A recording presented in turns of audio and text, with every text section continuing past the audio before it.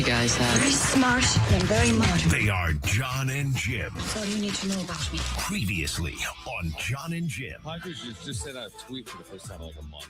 Oh, it must be nice. And the tweet is thanking Dylan Cease for his time in the Padres uniform, forever in the history books. It was a week and a half ago. The Padres digital team needed some time to make this graphic. So they have sent out a thank you. He was even introduced to the Toronto media days ago. The Mets have already released thank yous to Pete Alonso and Edwin Diaz. And that just happened. Padres, where were you? Now live from the studios of San Diego Sports 760, it's John and Jim. All right, San Diego and Southern California was going on hour one. John and Jim, we're going to have to fit it all in, Jim, in 4 hours. If we can, and if not, maybe they would give us an extra hour or two or three tonight. Why don't we just ask for it just in case? I kind of like that. If we just went into each day saying, let's just go under the premise we're doing 6 hours. Right. So then we know we've got our bases covered. So if we actually only go 4 or 5 hours, at least we have 6 hours of airtime. Right. And you know what? I think asking for that additional hour every day, they wouldn't tell us no, right? They're not telling us no. I think if we wanted to do 6 to 6, we could do 6 to 6. And I'm talking about 6 p.m. to 6 a.m. I'm talking 6 a.m. to 6 p.m. Well, you do 6A to 6P. I'll do 6P to 6A. And we are live and local 24 hours a day like WFAN in New York. Honestly, sounds like a really good idea. That sounds like an awful, terrible, no good, very bad idea. Remember when I spent a full year of John and Jim referencing that book? When was that? I don't even know. Last year. It was like last offseason when I'm like, this is terrible. The not so very good offseason continues for the Padres? It was after they blew a 2-1 lead to the Dodgers. Oh. And it's continued now for the last year. All right, we're gonna hear from MLB Network Radio, the leadoff spot, what Steve Phillips, the former baseball GM, had to say about. Now, I need to preface this before we hear from Steve Phillips about what the Padres are going to do this offseason and about Francisco Lindor, who we spent yesterday talking about, Jim. The reason I say that is this was like a prediction segment. Like, because the question was, the Padres will trade for blank this offseason. It wasn't like, right, let me stop the show. I have breaking news. My sources are saying this. Yeah, that's not right. Be those people. Let's not be those guys that go, you know what? This is what I've heard. And then try to piece together a Francisco Lindor for Xander Bogaerts trade. Yeah, that's not this. And that's not what we're saying. But we can listen to the thought process of Steve Phillips, who, by the way, was the Mets general manager previously. He's now on MLB Network Radio on the leadoff spot. Eduardo Perez is on that show as well. Let's take a listen to this and then react. So the Padres, I'm going to take your top brotherware, and the Padres are going to trade for Lindor. Like, those Lindor candies that you can get. Yeah, Francisco Lindor is going to be a Padre. No, Steve. Right now, there are all kinds. Steve, no. They need to unload, not get. No. That's not happening. Well, no, it's going to be that they're going to have to give back Bogaerts in the deal. And so the Mets clubhouse issue has come to a head, and Soto's winning out. And the reports out there are that the Padres, who we heard were working on blockbuster deals, have made offers to the Mets on Francisco Lindor, because the Mets realize that Soto and Lindor do not get along, and they're trying to accommodate the issues that they had in their clubhouse. I don't need to get along. I understand. Together for the I next wouldn't 10. trade I don't them need either. to get along. I'm sorry. This is idiotic on every standpoint. Like, they don't get along, so we need to trade you guys. Dude, figure it out. You guys are men. You sign contracts. You sign lucrative contracts. Figure this crap out and go play the game. And then once the game is over, you can go one way, you can go the other way, and I'll see you tomorrow in the same venue, and then you kick butt together. I grew up in a Cincinnati Reds clubhouse that not everybody loved each other, but it sure the heck appeared that way once they continue to win. And then every team that wins, Steve, every team that wins, you hear it year in, year out in October. You hear it say, "Oh, we love each other." The reason we're so good is because we love each. You never hear a team say, "You know why we're so good? Because we don't like each other. We don't like each other, so we make sure that we play, we win." We haven't heard a team that has lost yet say we love each other. We don't hear that. Come on, play the game, be a professional. I'm telling you, I don't disagree. But I don't think that the game's the same today as it was then in many regards. And so I think that they're not getting along. Okay, so they're going to trade Francisco Lindor because he doesn't get along with Juan Soto. Let's go down that path.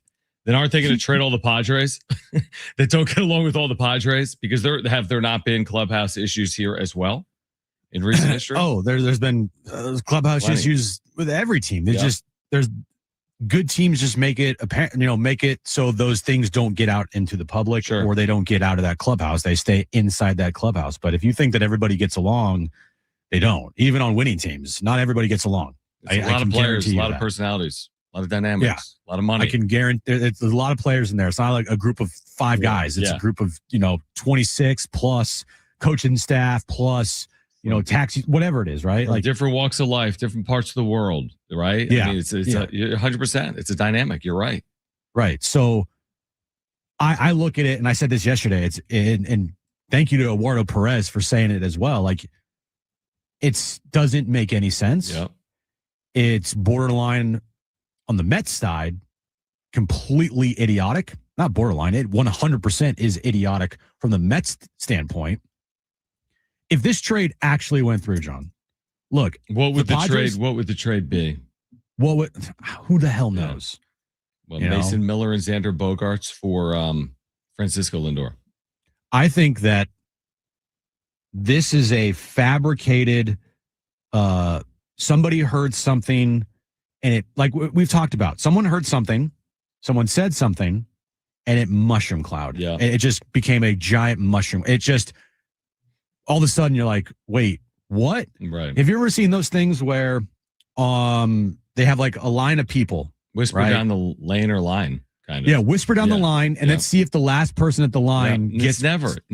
And this is what I feel is this idiotic rumor out there that someone said something and then 10 people later was like, dude, the Padres, they're going to trade for Francisco Lindor. It's like... No. To your point, though, like you said something yesterday I want to go back to, which is like, this isn't even really your need. It's your want, right? Like, don't get me wrong. Francisco Lindor is an upgrade over Xander Bogaerts. Make no mistake. This isn't your need right now. You know what your need is? Your rotation. You know what your need is? Well, certainly your bench. You know what your need is? Corner help at first. Like you have needs. And by the way, if you do have payroll issues, Eduardo Perez just brought this up, this isn't addressing that. I'm not kicking Lindor out either. Don't make no mistake. If I'm snapping my fingers, I'm taking the player. But that's like saying that, a lot of our listeners want to date Sidney Sweeney. I mean, it takes 2 to tango. I'll take Lindor. I'll take Soto. I'll take them all, right? But it doesn't work that way, and it's not fantasy sports. And when you think about David Stearns, who's the general manager of the New York Mets, he didn't get to the position by being a moron. So listen, there are deals that sometimes need to be made. AJ Preller's had to make some deals over the years. But this one, to me, is one that we're talking about because we were told something big is coming and nothing has come. So now we need to theorize on what is potentially coming, even if it doesn't make any sense.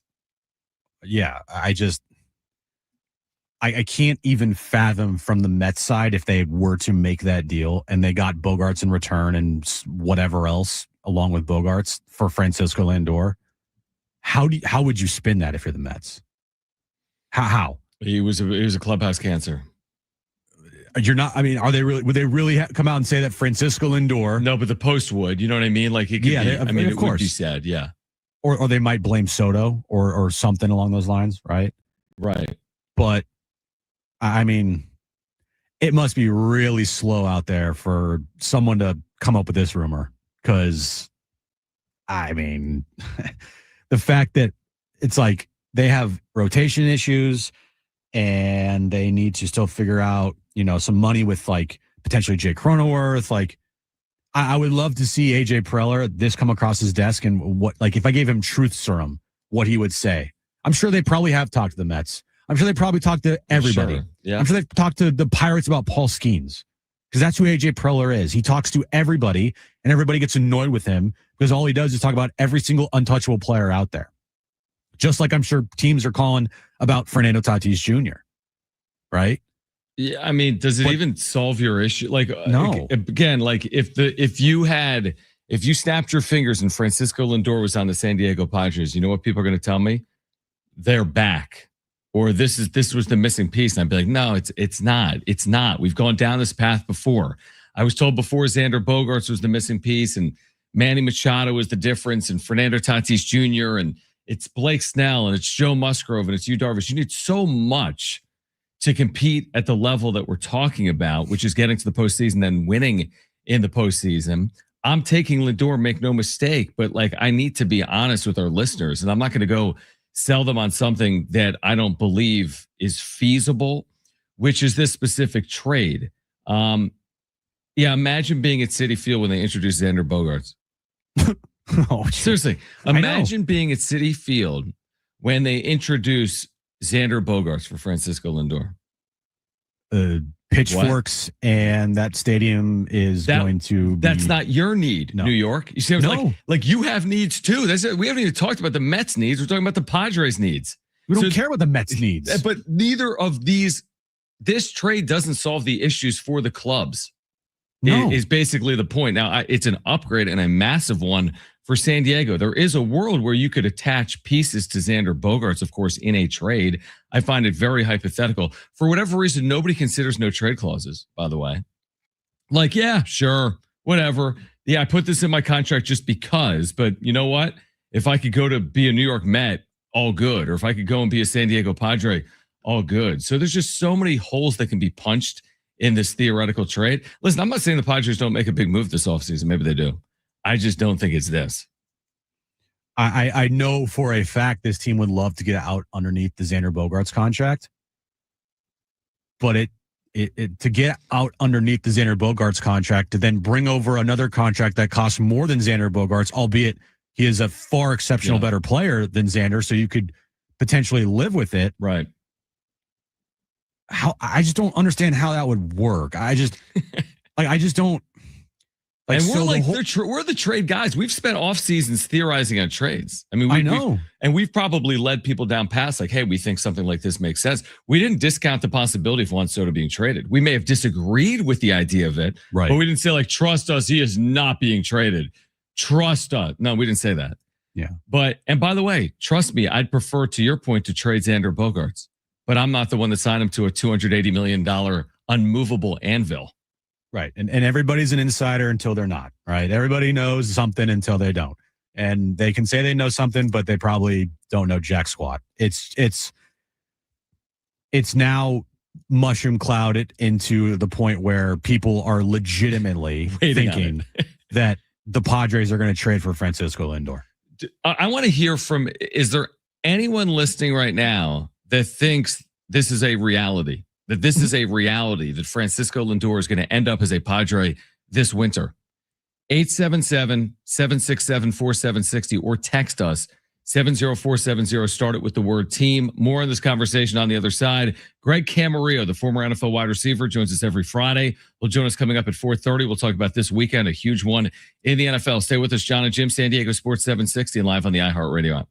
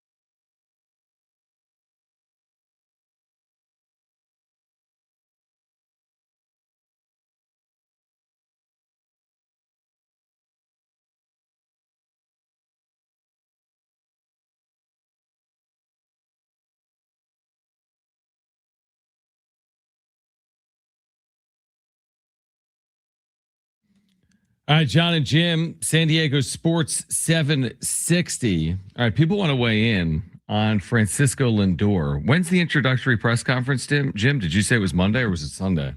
I think it's going to be next Wednesday. Don't worry, I'll be there to ruin it. Imagine if someone tuned in right at this moment, like, wait, what? We're kidding. Relax. You're kidding. No trade. There's been no trade. Now, our longtime buddy Mark Nimitz wants to weigh in. We're going to start with Mark. Give it to me, Mark. Mark Nimitz wants to weigh in on Francisco Lindor. Mark, what's going on, man? Welcome back to John and Jim. What's the guy? How you doing, man? Good. As much as I would love Francisco Lindor, it doesn't make any sense. I would rather, as much as I'd love to keep Mason Miller on the team, ship him off Minnesota and go get Byron Buxton and Joe Ryan. That Byron Buxton is signed through 2029. The guy makes like $14 million a year. That makes a heck of a lot more sense, in my opinion, than Lindor, who makes $30 million a year.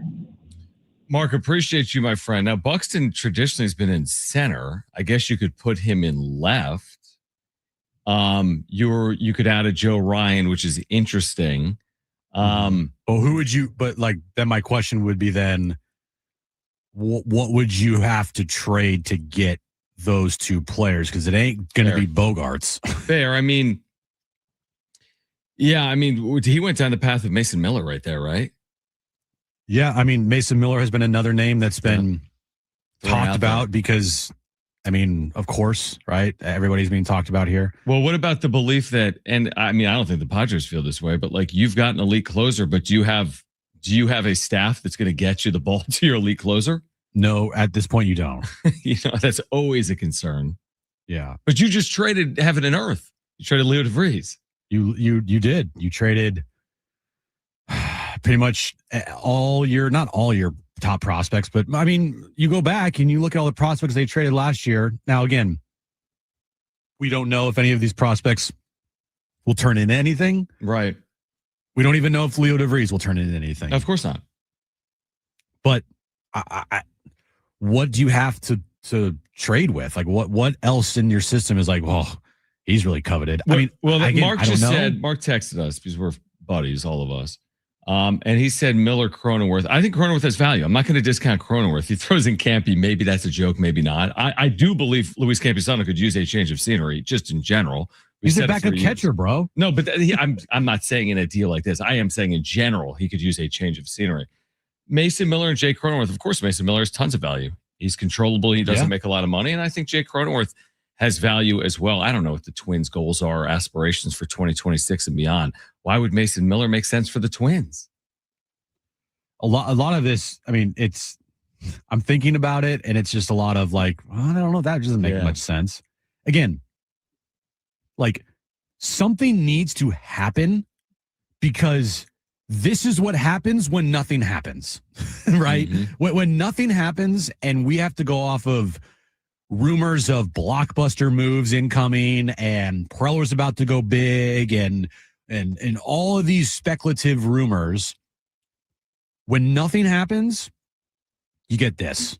You get Francisco Lindor is going to be traded to the Mets or traded to the Padres. This player is going to be you get this when you have wild speculation out there from the media that's printing it. Yeah. That has caused an S-storm that I would be floored if the Padres and Mets did this trade. I'd be floored. Let's go back to the phones. 877-767-4760 if you want to weigh in on the idea of Francisco Lindor or anyone out the door on the Padres. Let's go to Dave on line one. Dave, thanks for your patience. You're back with us here on John and Jim. Thanks again, guys. I don't know where to start on this. I mean, it's just more silliness. At the end of the day, when let's look at this, you just traded away your number one guy in the shortstop that we let go. Yep, DeVries. And now you throw away the guy that you traded for the number one shortstop for another shortstop. That do you really need him? Good point. Is that going to get you to the World Series? When you say it that way, yeah. It did. Guys, look. Let me summarize it this way. Since 1969, this is the history of the Padres. They've not been able to sustain a farm system to begin with, and where they're bringing up enough talent to fill needed holes. There's been very precious little, and therein lies a major problem, because now you're on a treadmill and they can't get off of it, in essence. Dave, appreciate the call. He put it in pretty good terms. It's just like, you're trading a shortstop for a shortstop. Like that's your there's the big move that we did it. We solved it. The upgrade is massive. The upgrade is significant. It's a Grand Canyon size upgrade. We can all agree on that. How much closer does it get you to where you're trying to go? But as Dave said, and it's funny to think about. Last year at the trade deadline, you traded your number one prospect, who was a shortstop, for a closer. Yep. And then this offseason, you're going to trade your current shortstop for another shortstop? You had Leo DeVries for $5. You know what I mean? Don't get me wrong. Lindor now, you can't argue his value. Of course, he's got much more value than Leo DeVries for a team that wants to win right this second. Yeah. But again, when you have to think about it, like logically, guys, if there was a situation where Francisco Lindor, who is making more than Xander, right, was not playing up to the standard of that contract and was not a good player and, really struggling in New York, I could then 100% buy it, because I don't remember the last time it happened in baseball, a bad contract for a bad contract, but it would make more sense if that were the case, because then I can be like, okay, bad contract for bad contract. Both teams want to get these players out, and both these players, I'm sure, want a new change of scenery. But that's not the case here. You would be trading a all-star top 10-ish MVP player at their position for I think one of the worst shortstops for the money in baseball. Yeah, for the money, no question. All right, Jeff, stay where you are on the line. We'll get you on the other side. If you want to weigh in on this, 877-767-4760. Again, 877-767-4760. More of your calls on the other side. Again, Greg Camarillo will join us coming up at 4:30. We'll talk about this weekend in the NFL. Stay with us on John and Jim.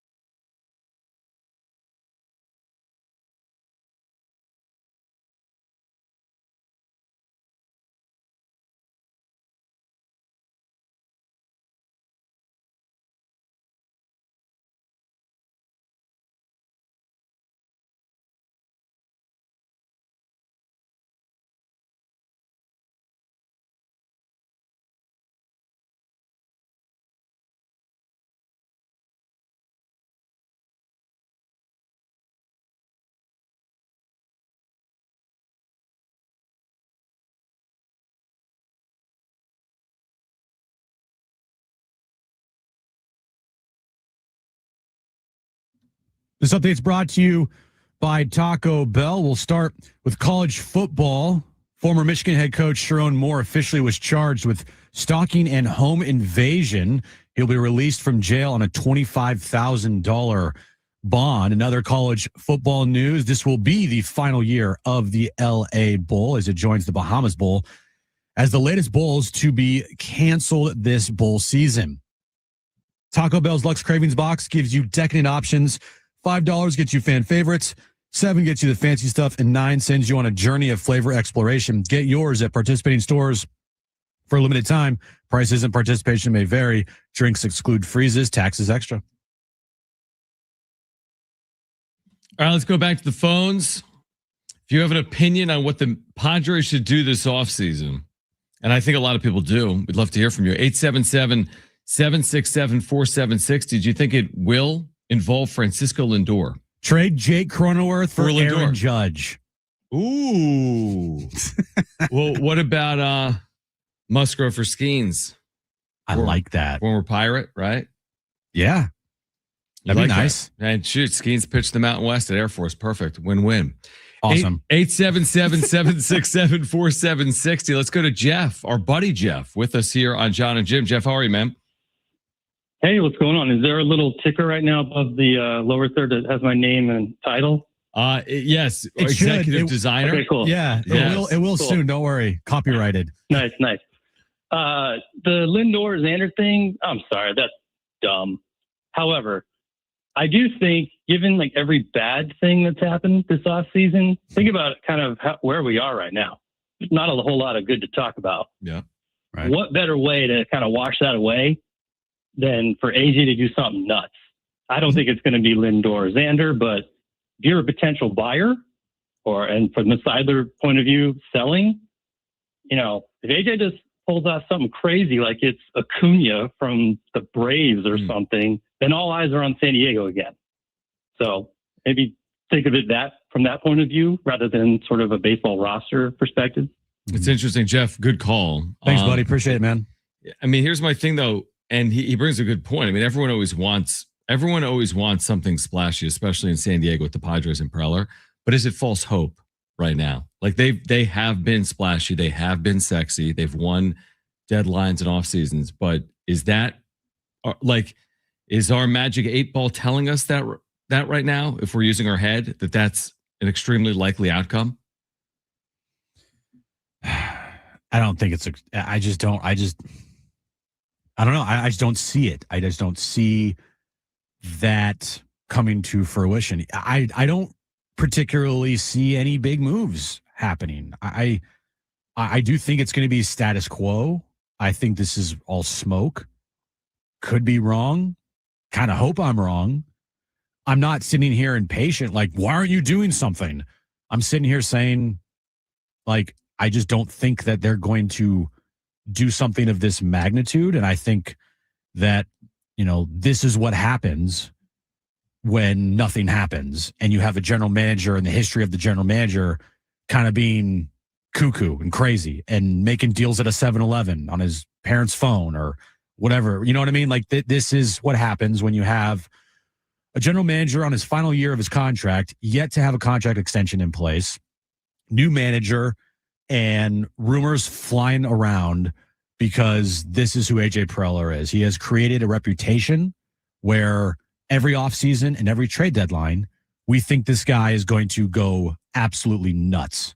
To his credit, and not to his credit, but to the credit of the rumors and the speculation, he has gone absolutely nuts before multiple times. So because of that, that's why these types of things, as ridiculous as they sound, become a talking point because AJ Preller has shown and has a reputation of being a psychopath. Yeah, but if you want him to go cuckoo or crazy, wouldn't you want him, to your point, to be under contract? You want to win?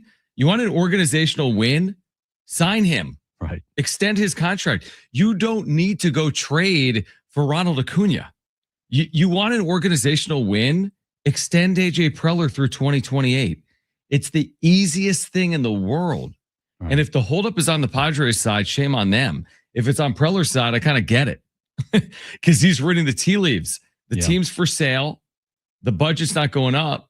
The players are under contract. You're handcuffed. Some of that is on him. But like, if it's on Preller's side, I understand it.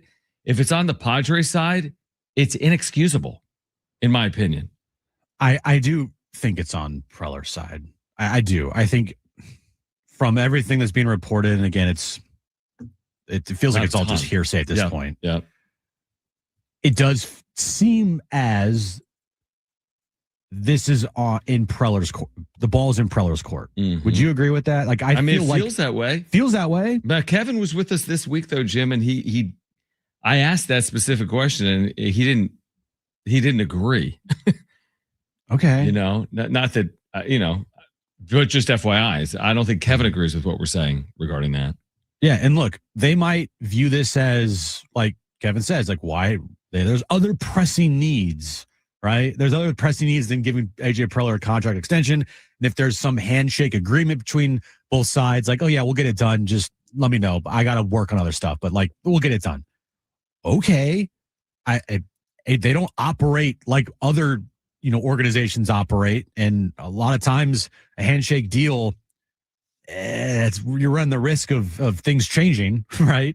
Over the course of time, you're like, hey, I thought we had a handshake deal. It's like, well, it was just a handshake deal. I changed my mind. And you can absolutely do that if you don't have a contract signed. So, yeah, I think maybe I do think this is in Preller's court. I do think that there have been, contract negotiations and there have been contracts on tables waiting to be signed.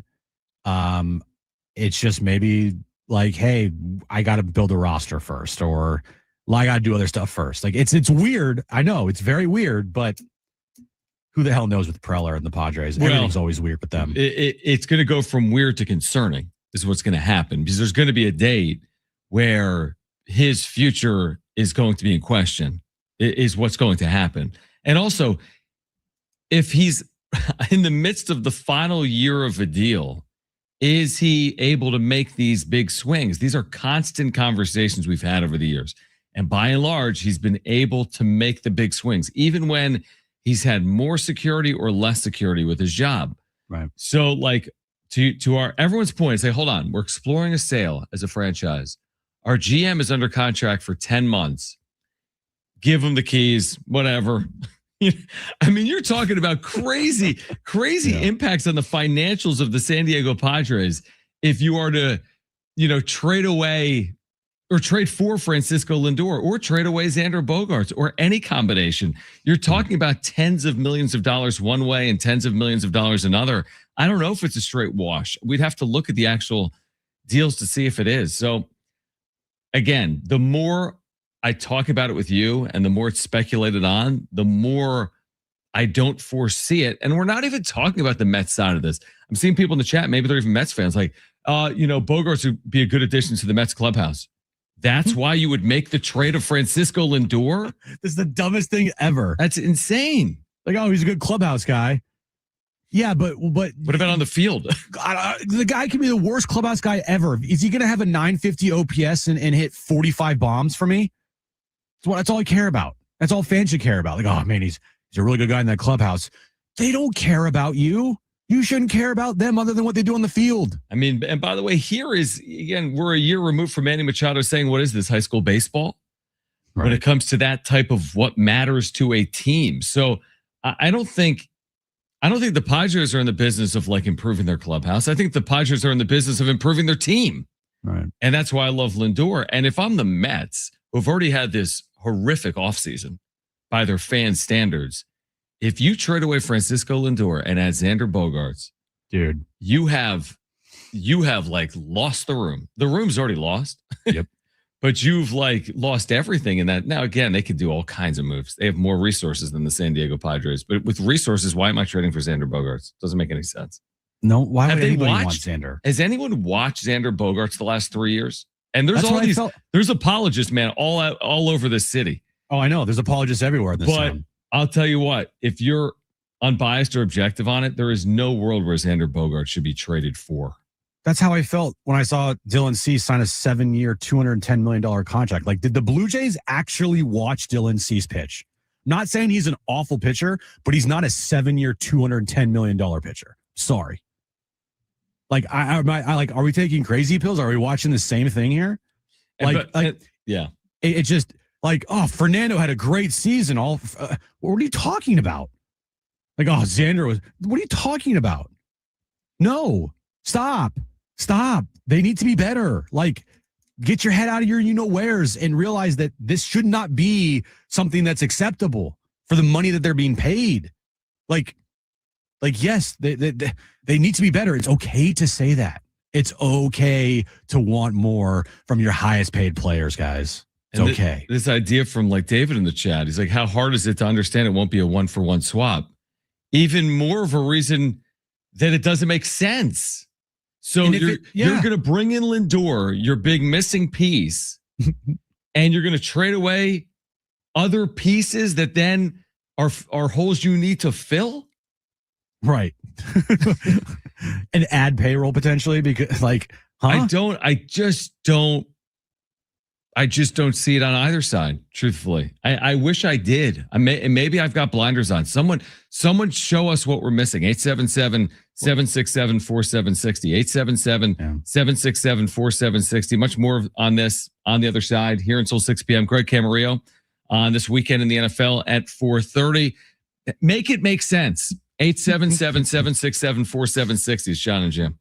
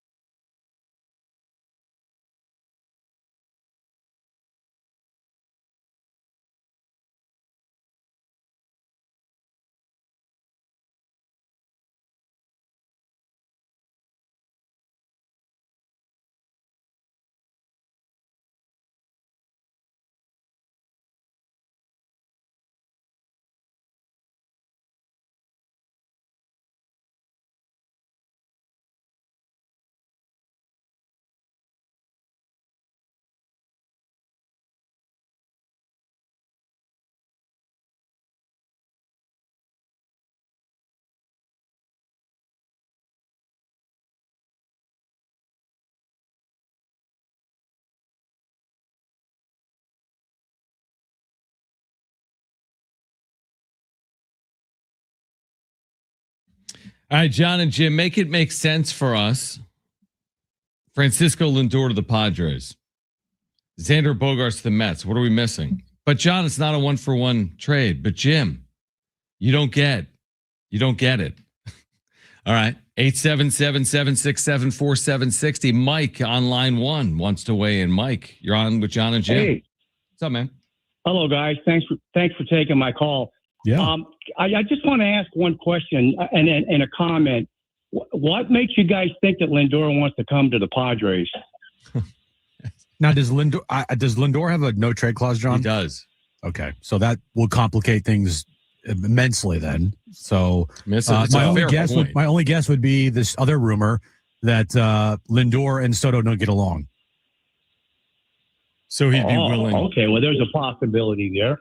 Okay, here's the last thing that I want to say. You guys aren't going to have 3 of your basic starting pitchers, right? I mean, you got Darvish out next year. You've lost Cease, and King looks like he's going to sign somewhere else.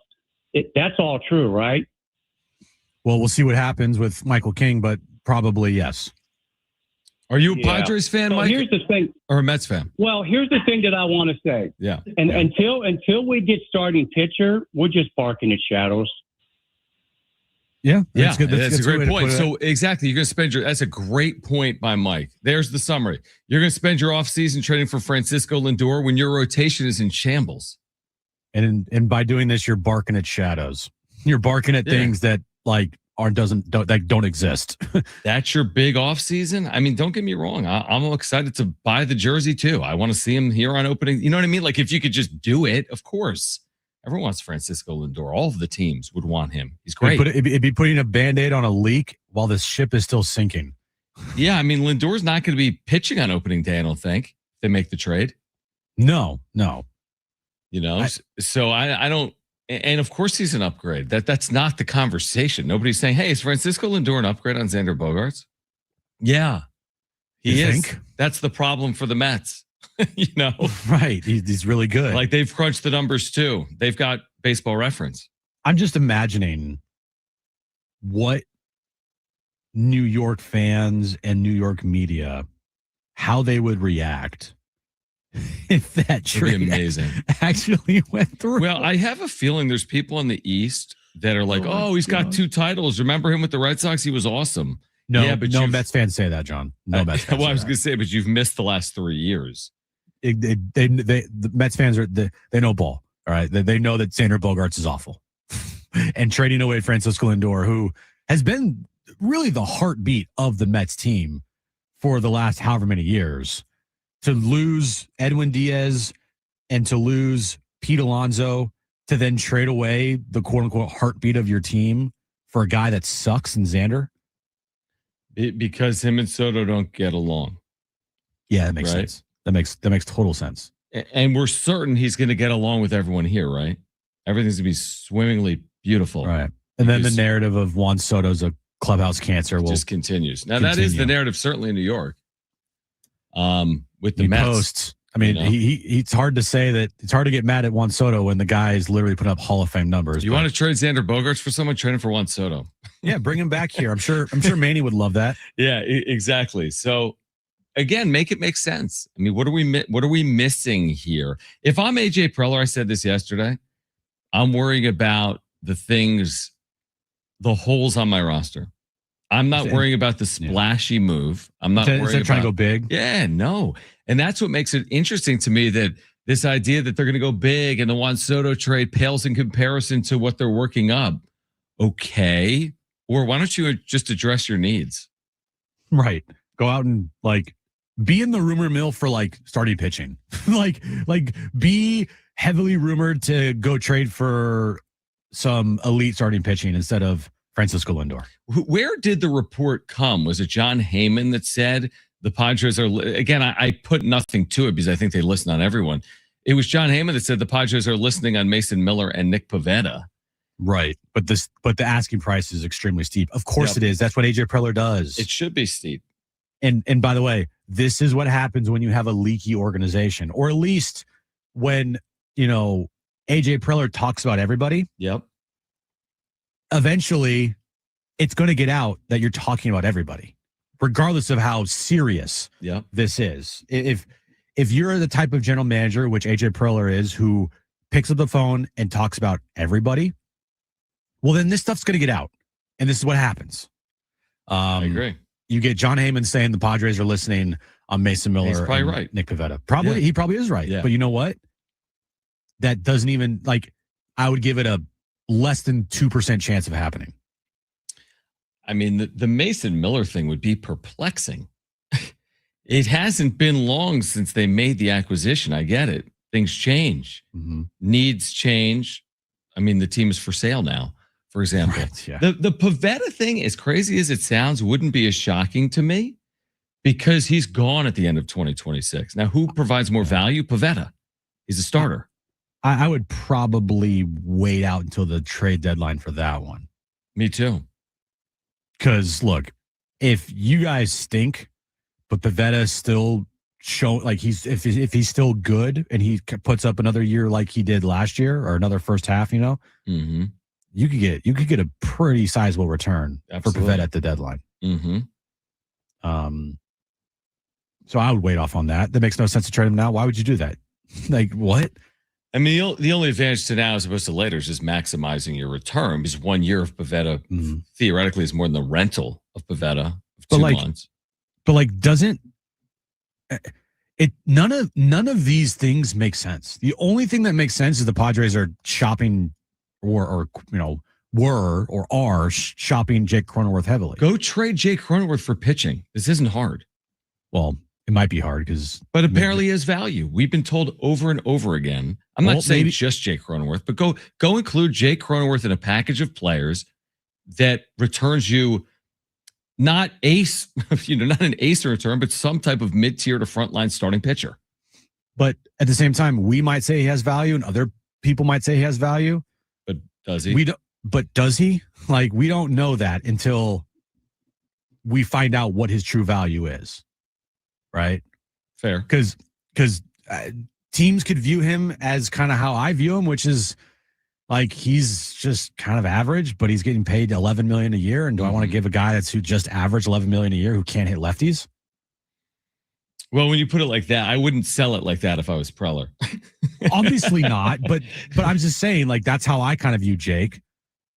He's a nice player, but he's nothing to go write home about. And then I see in the chat, Vaughn's don't trade Jake Cronenworth. Guys, why not? Then you can't do anything. If you're not willing to trade Jake Cronenworth, then you're not going to have any offseason. Yeah. Because they're not just going to take on salary. They're going to the way to really upgrade the roster is via trade. Okay, let's be clear. But I don't know what kind of trade exists. This isn't the offseason of 22. At some point, you've gone to the well so much that you can't keep going to the well. Right. They've traded everything.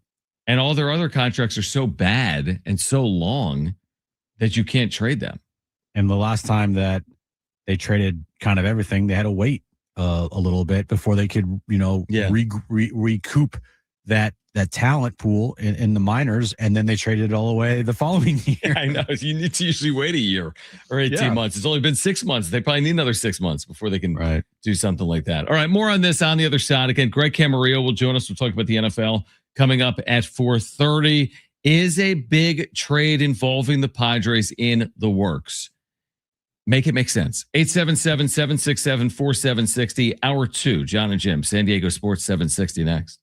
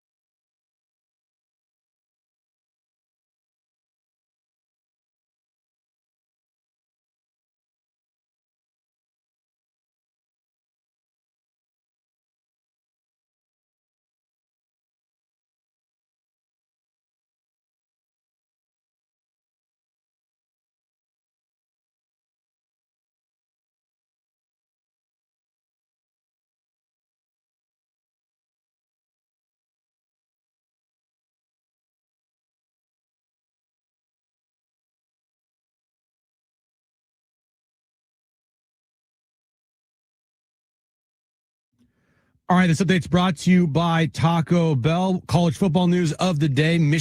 Former Michigan head coach Sherrone Moore was officially charged with stalking and home invasion. He'll be released from jail on a $25,000 bond. And other college football news.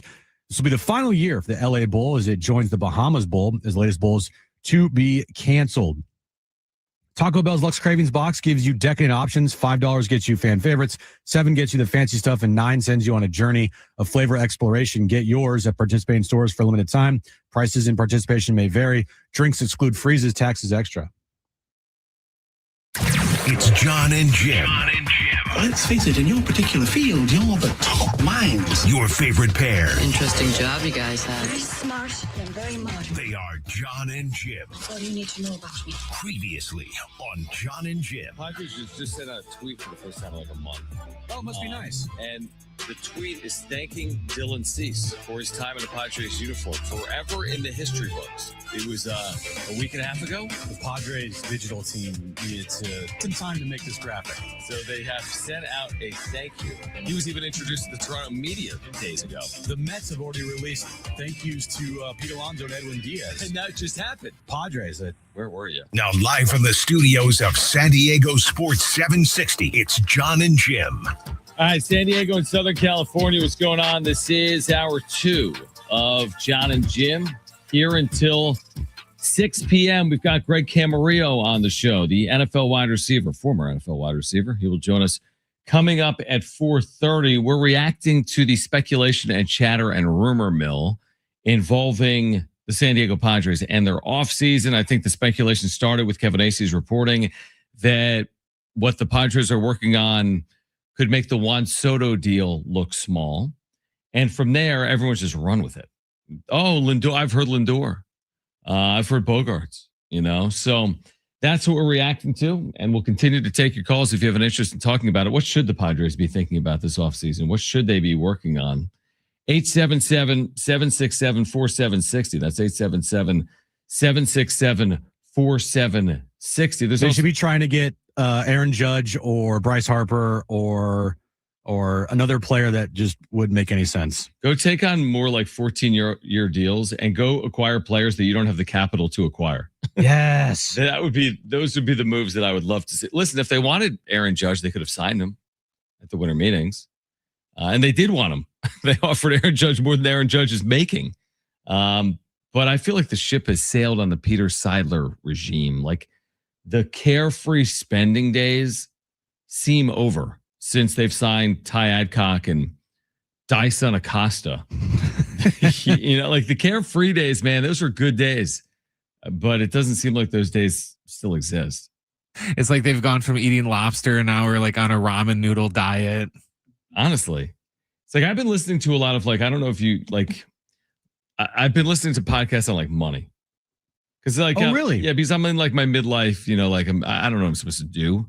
You got to have money for Jones and you got to have money for retirement and you got to have money to live. And so one of the things at the end of the day, you could keep spending and then ultimately you're going to have to pay for it all.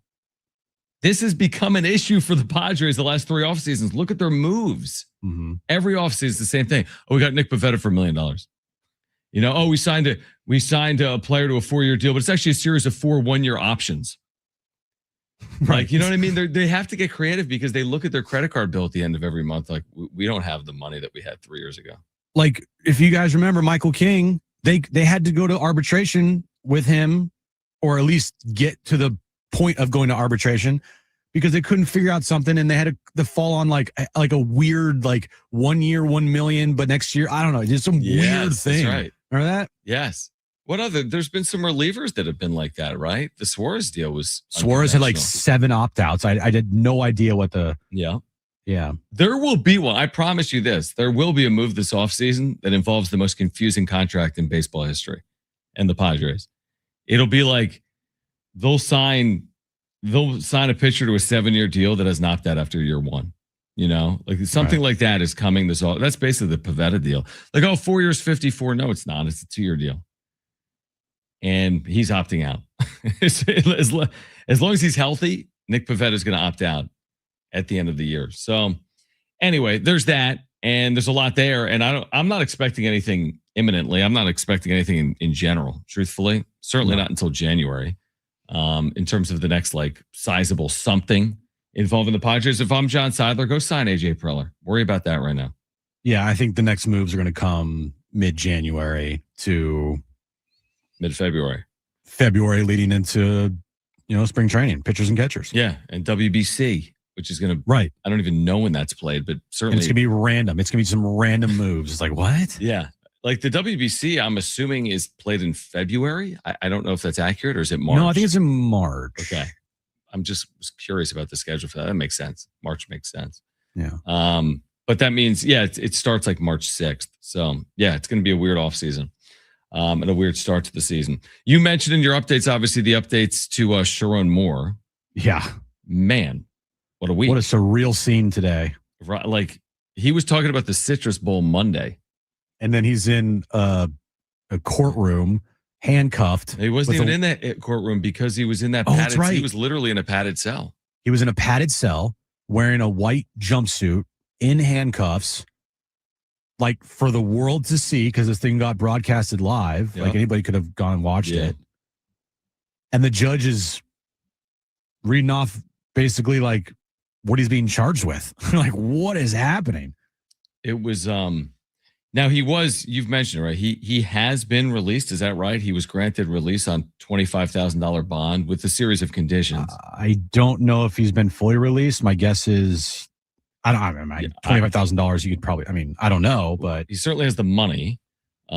He's been the head coach at the University of Michigan, but the whole thing, I'm with you on the, like, how surreal that is that he was employed. Now you're just over 48 hours. He was employed just over 48 hours ago as the head coach of Michigan. Yeah. Just over.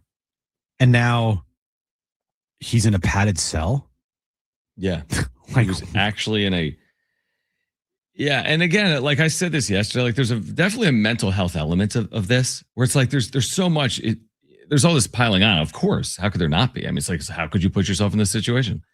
But like the mental health element of this, like what's going to happen when he's let out is like, dude, I don't know.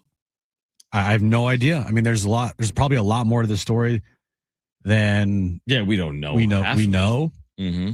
But we kind of get the gist of it. Yeah. Like we understand what the gist of it is. And still, even just knowing that little of it, it's a lot. It's still crazy to think about. Like this guy, was hooking up with a staff member of the team while he has a wife and 3 kids and potentially like paying her money. And then like, wait, what's that part of it? What's he was paying her money? Well, again, there was it's just rumors, but like there's so much out there. And it's wild, man. Yeah, it is now here's my question. Because sometimes, like, do you think this impacts Michigan's ability to go hire its next head coach in any way? Do you think Lane Kiffin, what's a better job, Michigan or LSU? I think LSU is a premier job. I think Michigan's a premier job. Why, if you're Lane Kiffin, why would you here? I think it's way more realistic. Kellen DeBoer, who's been hot and cold with Alabama, goes to Michigan, and then Lane Kiffin ends up at Alabama. Could you imagine? That's the wild. I don't think Lane Kiffin ends up at Michigan. No, but also like, how different would the coaching carousel have been? Right. If Michigan this was happened, open? While Lane Kiffin's doing his thing and before the Kalen DeBoer, like how would this have changed things just 3 weeks ago? Dude, like every job has been open this offseason. It's like 20 jobs in Power 4 football. There's only like 60 or 70 teams. Like even today, Utah just announced Kyle Whittingham is stepping down. He's not even retiring. It's being reported. He's stepping down. What? But I'm saying it just goes and goes. And I don't know if it's finished because then the NFL will have openings coming up in January. Michigan's a great job, is what I would say. Like, just from a job perspective, I think Michigan is one of the best jobs in the sport. But do you have any second? Are you measured if you're a coaching candidate out there? Like, do I want to step into that right now? Because that's a lot to step into, I wonder. Or is it just a great job and they're going to pay you a lot of money and you've got a lot of resources and you can win a national championship? I don't know. I think Michigan, this scandal, right? I think it's going to just leave with Sharon Moore. Because, as you said, Michigan. It's still Michigan. It's still Michigan. They're still going to get a ton of money in NIL, right? They're paying their quarterback $20 million. Insane. Like, Sharon Moore didn't really take Michigan, obviously, to the college football playoff or take Michigan to, the heights that Jim Harbaugh did. But it just shows you that Michigan could have put anybody in place and they can still go out and get, top recruiting classes and, transfer portal, top guys in the transfer portal and, beat Ohio State still. Like, he was 2-0 going into the big game this year. Yeah, they did. And to your point, they did sign Bryce Underwood because they have money. Yeah, they have resources. It's not because he's not going there because of Sharon Moore. He's going there because he's getting paid the most money. Well, that's a good point. He may stay post Sharon Moore because 100%. the money still exists, and they'll probably hire him. I mean, they may end up with a better head coach. Obviously, I don't know how good or bad, to your point, Sharon Moore was as a coach. Obviously, today's not really about that. But I'll tell you what, this story will get back to football quick for Michigan because that's all people are going to care about. Right. It's going to be who's next. They're not. And once they hire the new head coach, Sharon Moore, who? Yeah, that's just how it works. That's how sports basically work, Especially in college football. It's like the cycle goes for better quick. or worse. It's how it works. Yeah. All right, let's go back to the phones because I think Jose wants to weigh in on the Padres offseason that we've been talking about. 877-767-4760. Jose, thanks for calling in. You're on with John and Jim.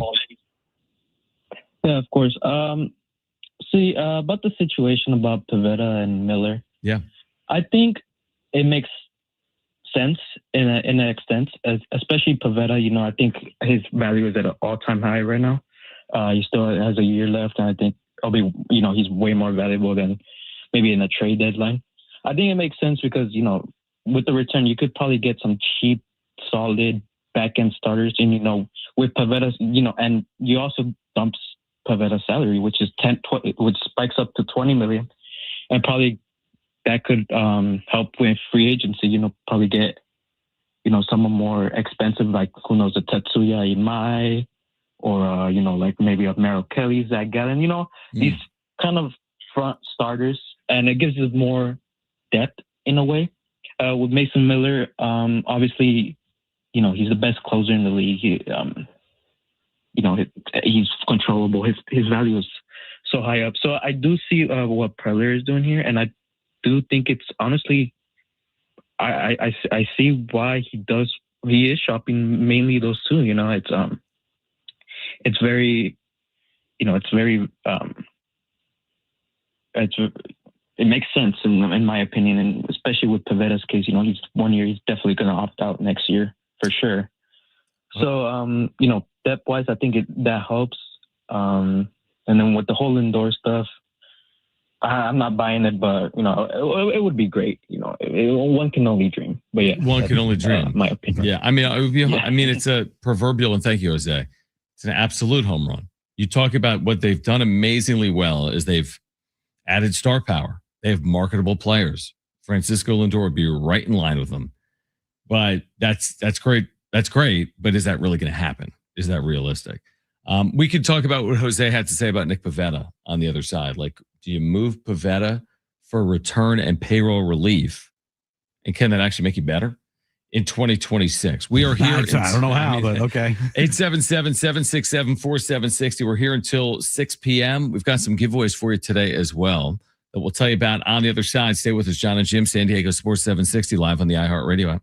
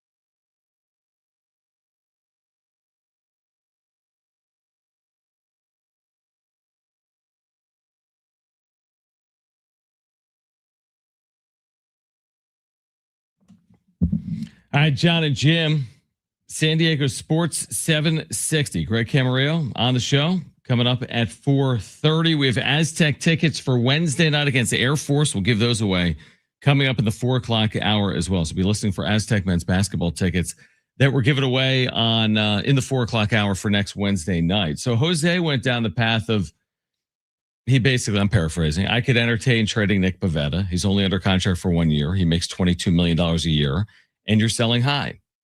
So that would be his argument for trading Nick Pivetta. Okay, you can get a return, great. You free up money, great. But the flip side is you don't have your ace, and now your entire rotation has changed from last year. And that to me is concerning. The rotation, we talked about this. It's the biggest issue with the team, but it's the thing that hasn't let them down the last 2 years. Yeah. Which is crazy to think about, because what they need to address is, why do they keep every postseason falling flat on their face offensively? And that now it's like, we got to worry about that. And all we got to worry about is the starting pitching. And if you traded Nick Pivetta, that is just a massive hole that you have to figure out for next year. This whole thing this offseason, not a lot makes sense. Not a lot. I'm like usually I'm like, okay, yeah, you could do that. A lot of this doesn't make sense to me. And I'm very curious to see what way AJ Preller is going to go. Yeah, me too. To make it make sense, like you've been saying. Make it make sense, please.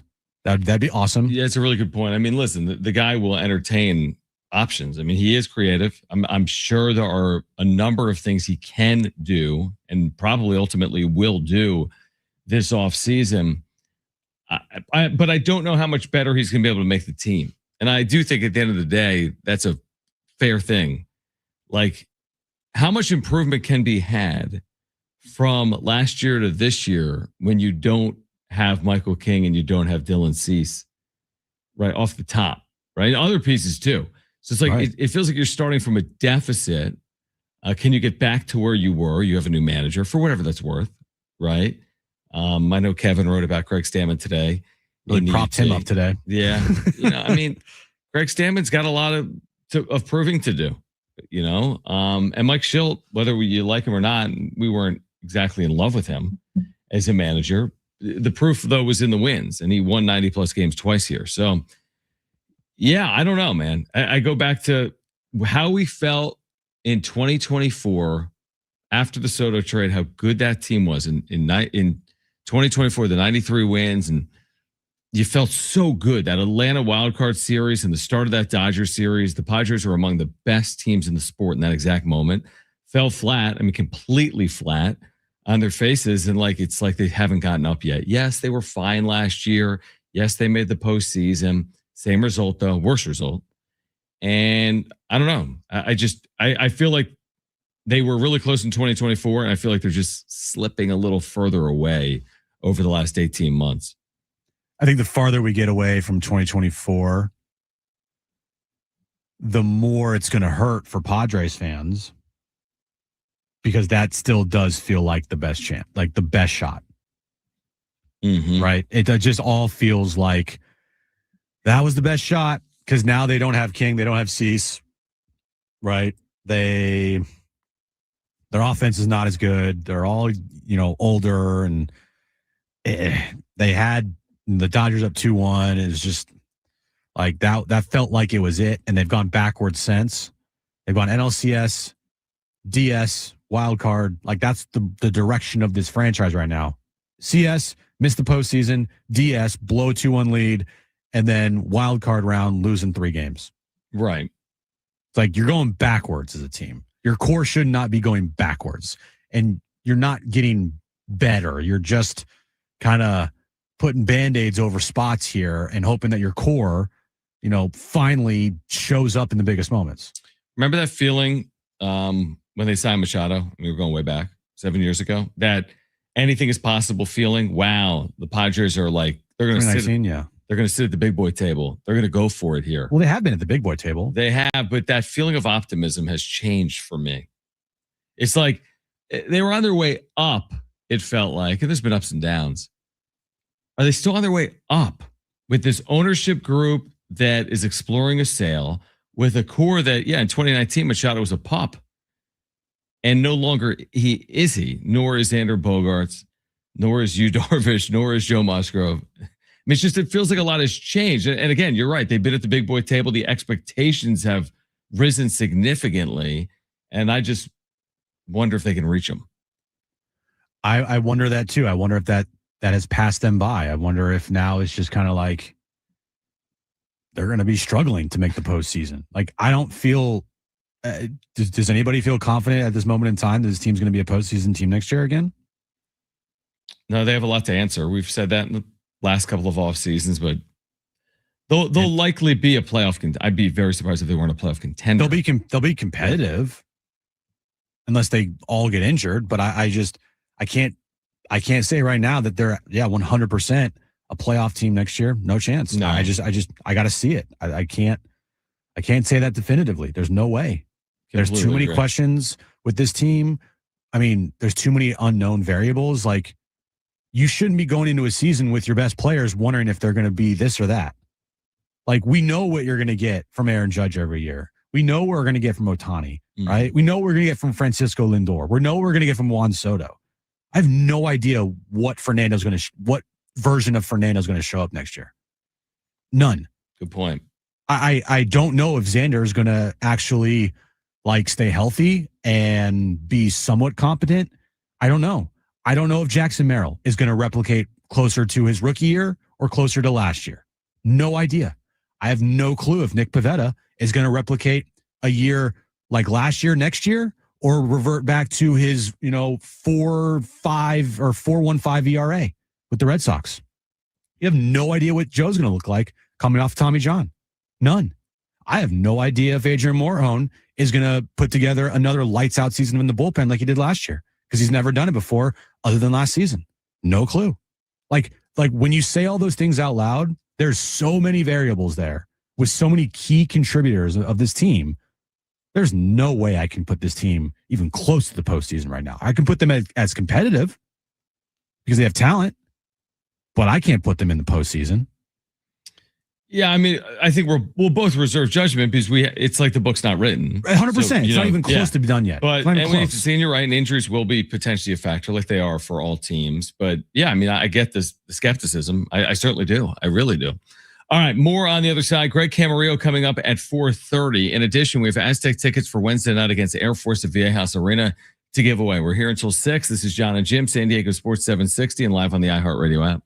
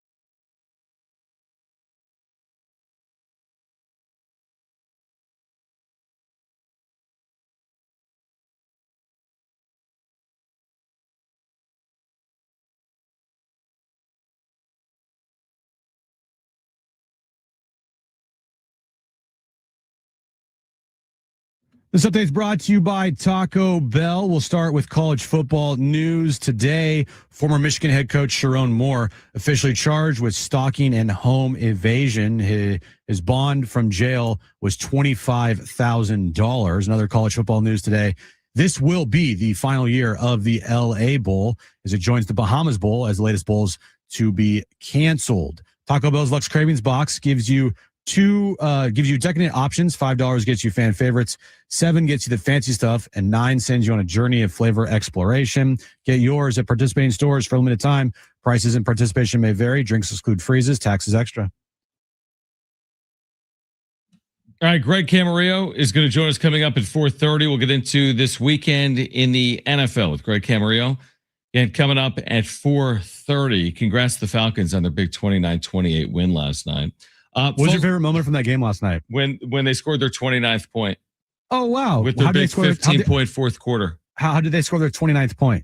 Well, it was actually an extra point. Field goal, extra point, whatever, same thing. At the buzzer. And that's what I loved about it. Who's the quarterback for the Falcons? It's Kyle Pitts. Kyle Pitts did have an amazing night last night. Kirk Cousins, tough guy.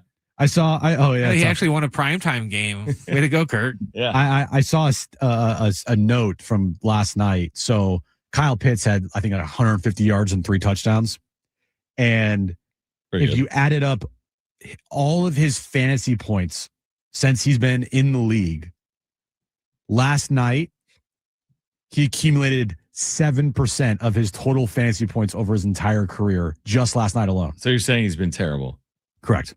But he's also been like that one player every year in fantasy football Kyle that's Pitts. like, this is the year, Break Kyle out. Pitts. Break You get out in like year. the 5th round and you're like, I got to steal. And then every year he sucks for you. Exactly. Well, anyway, Thursday night football is over and Sunday football is coming. And then Monday football is coming after that. And Greg Camarillo will talk to us about it all. Coming up at 4:30, we have Aztec tickets to give away. Matt wants to weigh in on the Padres in this Lindor speculation. 877-767-4760. If you want to weigh in, Matt, you're on with John and Jim. Hey guys. I just want to say I think this Lindor speculation is just wild. It's so idiotic. I can't even find the words to put it. But I do think there's a bigger picture here that I think, fans need to look at. And I'd put it to you guys too is, I mean, how much longer do you think, that AJ can put together pieces for this core? Because as far as I'm concerned, I mean, how many more chances can you give this core? I mean, they've come up short. I mean, I think it was a good shot, to go all in the past 3 years. But, I mean, you can't keep going for 4 or 5 more years of this stuff. And I think this is where the Mason Miller trade really hurts is, it's a back of the bullpen guy. It's not a starting pitcher for Leo DeFreeze. And even if you weren't going to have Leo be part of the team, I think it should have been for starting pitching, but my last question to you guys is, I just really question about trusting this core to make another run, especially when you look at how the past 2 managers have ended up leaving town. Matt, thank you. The initial point there from Matt was... I get it. The core of the team, there comes a point where it's run its course. Adding to it. And also he was saying, how many times can AJ keep going back to the well? Right. And trade capital and prospects. And right. At some point, it's going to catch up to you. Right. Yeah. Realistically, this is just an opinion.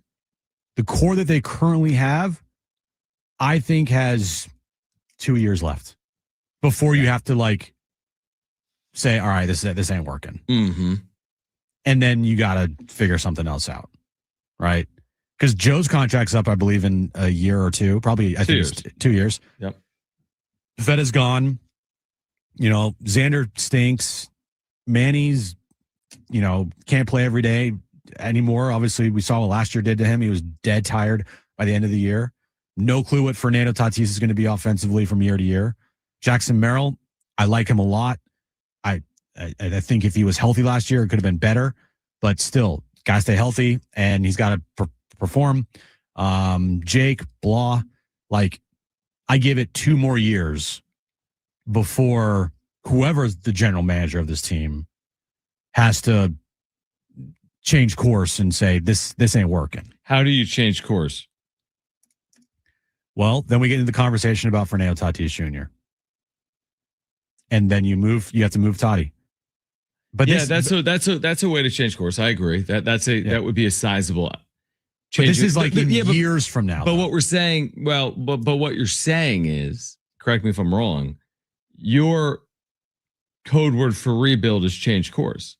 Because if you can't move Bogarts and Machado, and it's 2 years from now, and they're both 35 plus, and they're not as good as they are today, and you don't have Fernando Tatis Jr. as a 29-year-old, aren't you in a rebuild? Yeah, a weird one with an aging core you're paying a lot of money for. Yeah, and that's I think a big reason. I mean, look, they're gonna probably pay. They're gonna have to pay for it on the back end here. But what AJ has been doing is he's been, mortgaging the future for the now. Right. And I do appreciate that. I think all Padres fans appreciate that because everybody wants things now. Like, I'm impatient. I can't wait for things. I want it now, And then 2 years down the line, it's like, oh, I should have waited, right? It's like buying a new, PlayStation if a new PS5 or PS6 came out or whatever, right?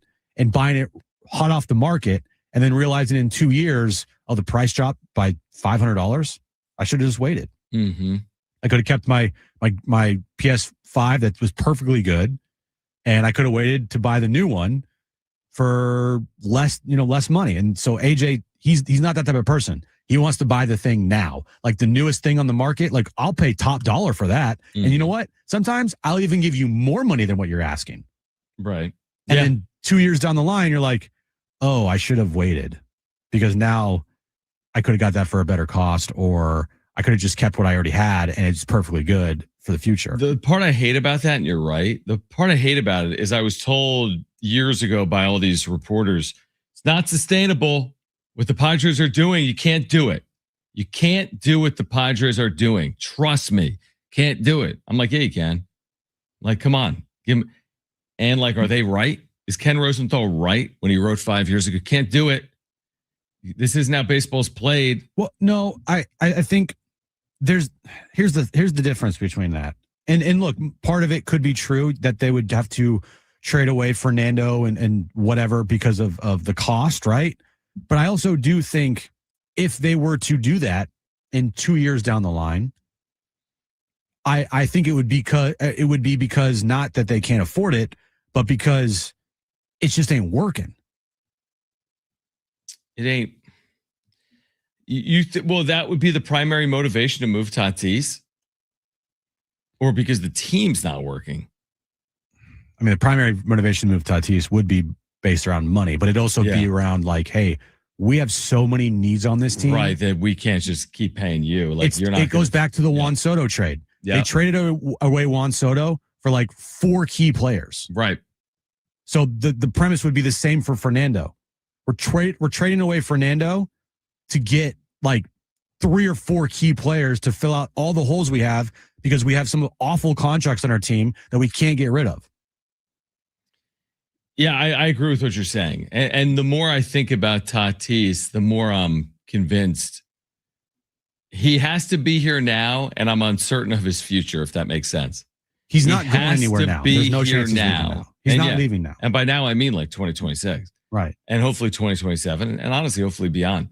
But I go back to what I said, I think, earlier this week, that like, I don't see him finishing his contract here. I just don't, because there's going to be some problems at some point with the age of the roster and what they're paying some of these players.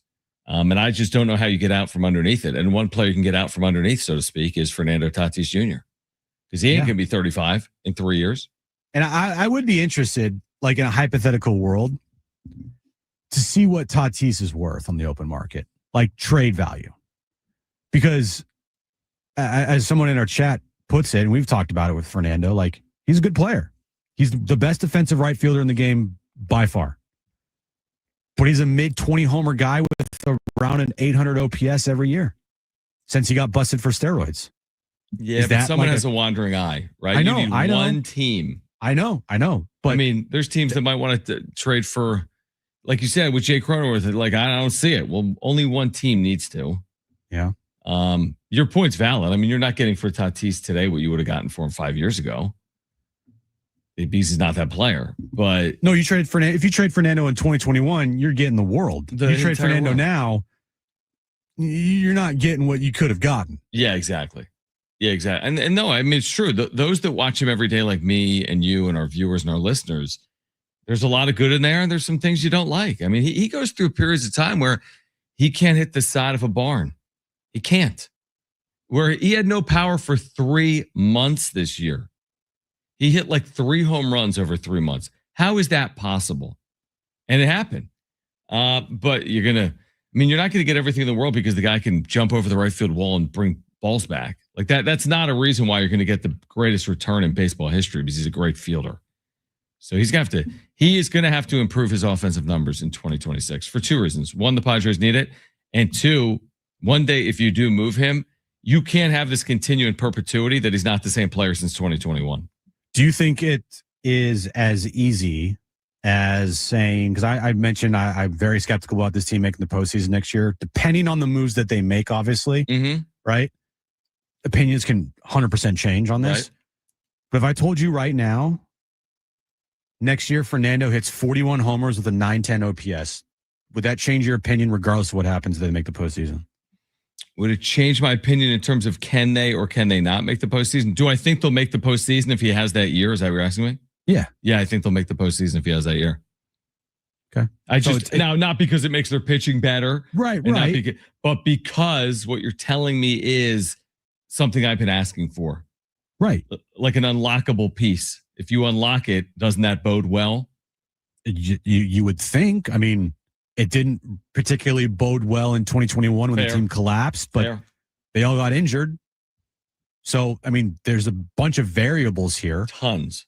But if the status quo remained the status quo and you get that year from Toddy, I would think that gives you, I don't know what the percent chance of a boost it would give you at making the postseason, but I think it's a pretty sizable one.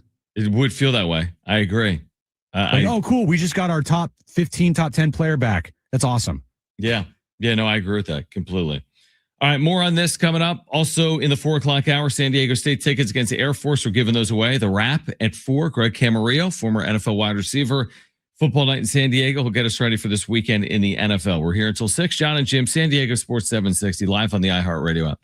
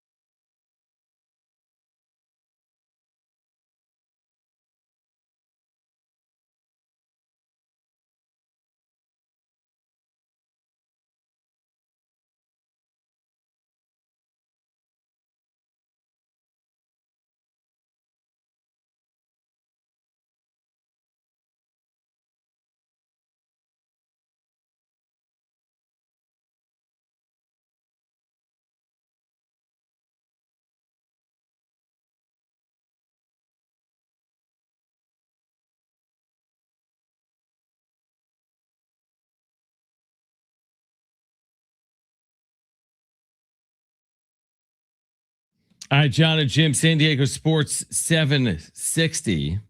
With you until 6 p.m. Greg Camarillo is going to swing by at 4:30. Talk about this weekend in the NFL. And then also in the 4 o'clock hour, your chance to win some Aztec tickets for Wednesday night against the Air Force Academy. What do I have for you? I had something NBA related for you. And I don't know what it is. How do you like that? Is that that's good? That's really good, John. No, I like that have a lot. it. Who do you think is the number one player in the NBA under the age of 25? Probably Shea or Wemby. No, Shea's like 30, dude. Oh, is he? Then it's Wemby. Who do you think the number 2 player is? Luka. He's like 50, dude. I don't know. Tell me. I'm saying you're going with players that are older than 25, I think. ESPN's got a list of top 25 under 25, under the age of 25. And obviously number 1 is Wemby. Brent's got a quizzical look. Who do you think is number 2 under the age of 25? I was just going to say Shea's 27. Okay. Number 2 is Anthony Edwards. And here are the top 5. Just tell me if you agree or disagree. Wemby 1. Okay. Anthony Edwards, number 2. Cade Cunningham, who is 24, number 3. Jalen Williams of the Thunder, 4th. He's a 24-year-old. And then the center for the Rockets, Sengun, is 5th. He's 23. Are those the best 5 young players in the NBA? Is that the future of the NBA, Jim? Who's number 5? Sengun of the Rockets. I would say, yeah. I would say that's a pretty damn good list as far as your top 5. Do you like this as the future of the NBA? Not to say Shea is old or Luka is old, to your point, but like if we look up in a handful of years and is Jalen Williams and Cade Cunningham like other, versions of stars in the NBA? Are they going to carry the league for 5 years? Let me answer that for you. No, right? No. But Wemby will. Wemby could or should, right? Wemby, yes. Anthony Edwards, maybe. He's more of a star player than Cade Cunningham or Jalen Williams. Right. I guess that was my point. I guess when you think about the point is in generations of NBA, like NBA's always had like stars to stars, right? Like it's so star laden. Michael, Magic, Kobe, LeBron, Steph. Will that always be the case, or is that going to end? Are we going to be? Is the NBA at some point going to be like Jalen Williams, Sengun? Well, just think about it this way. LeBron did not play at the start of the season because of his sciatica. Yep. Now, Steph was still playing, but even without LeBron, okay, the NBA had the highest ratings it's like had in like a decade. Okay. Well, they have, but you're right, but they do have the Sheas and the Lucas. Right. And he's not under 25, but he is a star. He's a star. So the 25 number, like, take that away. That's dumb. It doesn't matter. The players that are taking over, that are the faces of the league, don't have to be under 25. Like Shea, Luka, Wemby, like they're the faces of the league going forward. Doesn't matter if they're 25 or not. If they're under 30, it's fine. Even if they're over 30, it's fine. Those are the players that will be taking over the NBA, and they already have taken over the NBA. They're not like in waiting. Like now, they haven't won a championship. Shea's won one. We'll see what happens this year. They're the best team ever. But like Jokic. Guess what? Jokic isn't under 30 or under 25, and he's a face of the NBA, and he's probably the best player in the league. Mm-hmm. And if he wins another championship or two, he's going to win a couple more MVPs probably. He might be a top 15 player all time. So like the league is in good hands right now. No doubt about it. Is it in? You're right on the ratings. Your point's valid, and you're right in general. I mean, you have big names like Luka and Shea, like first name guys like Kobe, Magic, right? I guess my question is the star power of this generation, the post LeBron, post Steph, the next, 5 years from now, is the star power in the NBA comparable to what it was in the 80s, 90s, 2000s, and 2010s, in your opinion? Depends on if Luka wins a championship with the Lakers, because if he does, then yeah, okay. Absolutely. Yeah, Shea. I think Luka and Shea, you're right, 100%. I'm just, the thing is, I love Wemby too. I love Wemby. Like, you don't have to sell me at all on Wemby. But I do wonder, is he going to stay healthy? Is he going to be in the league for 15 years? Is he going to be a a transcendent face of the sport. You say healthy. Exactly. That's my question on Wemby. Because then after Wemby, you're like, well, there's Cooper Flagg and there's Jalen Williams. I don't know. It just seems like there's maybe going to be a drop off. The 19 to 27, like that's a lot of players, man. That 8 years of player, that doesn't. I'm not seeing Magic, Kobe, LeBron, Shaq. That's fine. And maybe it'll merge. I mean, I think Wemby is that guy. Yeah, we don't have to see Kobe, LeBron, Shaq. Like those are once in a generation type players. You know, the wheel keeps spinning, and I look at Luka and I look at Shea and I look at Wemby and I look at Jokic. You know, Steph's still in the league for a handful of more years. We'll see what happens with LeBron after this season. I know, but those guys are old. You know, KD's still in the league. I know they're old, but they're still playing. Yeah. It just doesn't feel the same. Like, I don't feel the same way about KD as I felt 10 years ago. I don't feel the same way about, I hate to say it, Steph. Okay. Because the same thing. It's like, well, he's not appearing in NBA finals. He's not healthy. LeBron, to your point. I mean, he's not healthy. Neither is Wemby and neither is Luka. I mean, Luka appeared in one. He got his doors blown off of him. Like, we forget Jason Tatum is still like out there in the world, even though he's not playing this season. So who is the face of the NBA right now? If I ask you that question, who is the face of the NBA? I think the NBA would tell you and want it to be Shea. Yeah, I agree. I don't particularly think it's Shea, but I think the league wants it to be Shea. Yeah. I think the face of the league is Jokic. Is still LeBron and Steph. Yeah, probably true. But I think they probably would want that torch passed sooner. And it would be very. And again, Luka's on the Lakers, so it's hard to say. But if you tell me right now, like if you put Thunder and I'll just say Spurs, okay, up against Lakers Warriors. Yeah, Lakers Warriors are gonna outright it. Exactly. But why? Because of LeBron and Steph. Yeah, and also because Oklahoma City is not like the market that you would. No, it's the worst market possible. I mean, if the Thunder were the New York Knicks, oh my gosh. That's what I'm saying. If the Thunder were the Warriors, if the Thunder were the Lakers, are you kidding? If the Lakers are 24-1 right now with that roster? Well, the good thing is we're getting the Thunder and Spurs matchup in the NBA Cup semifinals. You think that outrates Magic Knicks? I do.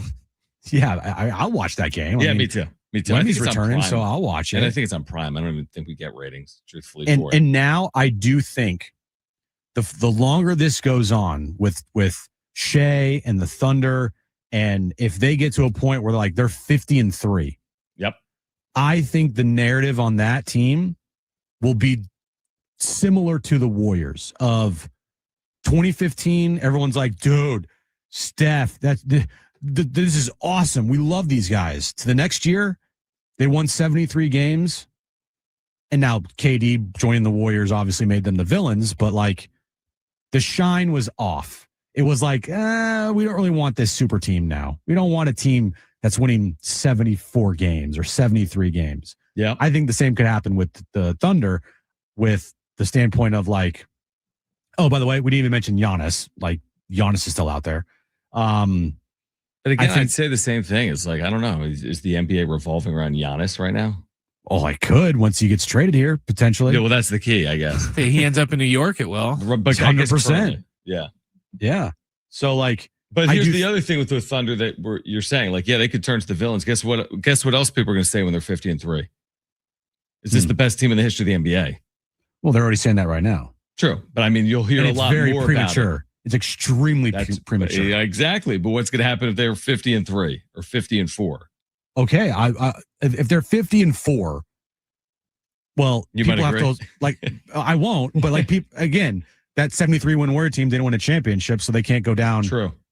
But still, I would argue that the following year when they got KD, when they won, I think 67 games, and they went, they won the first 14 games in the postseason, going 15-1 in the postseason. I would argue that's the best team of all time. even though they didn't win 73 games. Right, which is why people are going to argue when the Warriors start 50-4, not the Warriors, if the Thunder start 50-4, is this arguably the best team in the history of the NBA? And look, if they won 74 games and they won the title and they went 15-1 in the postseason, then yeah, it'd be pretty hard to argue the Thunder, this team this year, isn't the best, considered one of the best or the best teams in the NBA history. They'll certainly have a resume to show. I would still think not, but like their on paper resume would be the best of all time. But the team, the players, yeah, I couldn't even put them close to one of the best teams of all time. It's a very interesting. Well, we have to see how it plays out. I mean, first of all, actually getting to 74 wins is a whole nother story than just saying if, and then actually winning an NBA championship back-to-back years, again, has to happen. All right, we'll get to the wrap on the other side, and Greg Camarillo will join us coming up at 4:30, and we'll give away Aztec tickets in the 4 o'clock hour on John and Jim.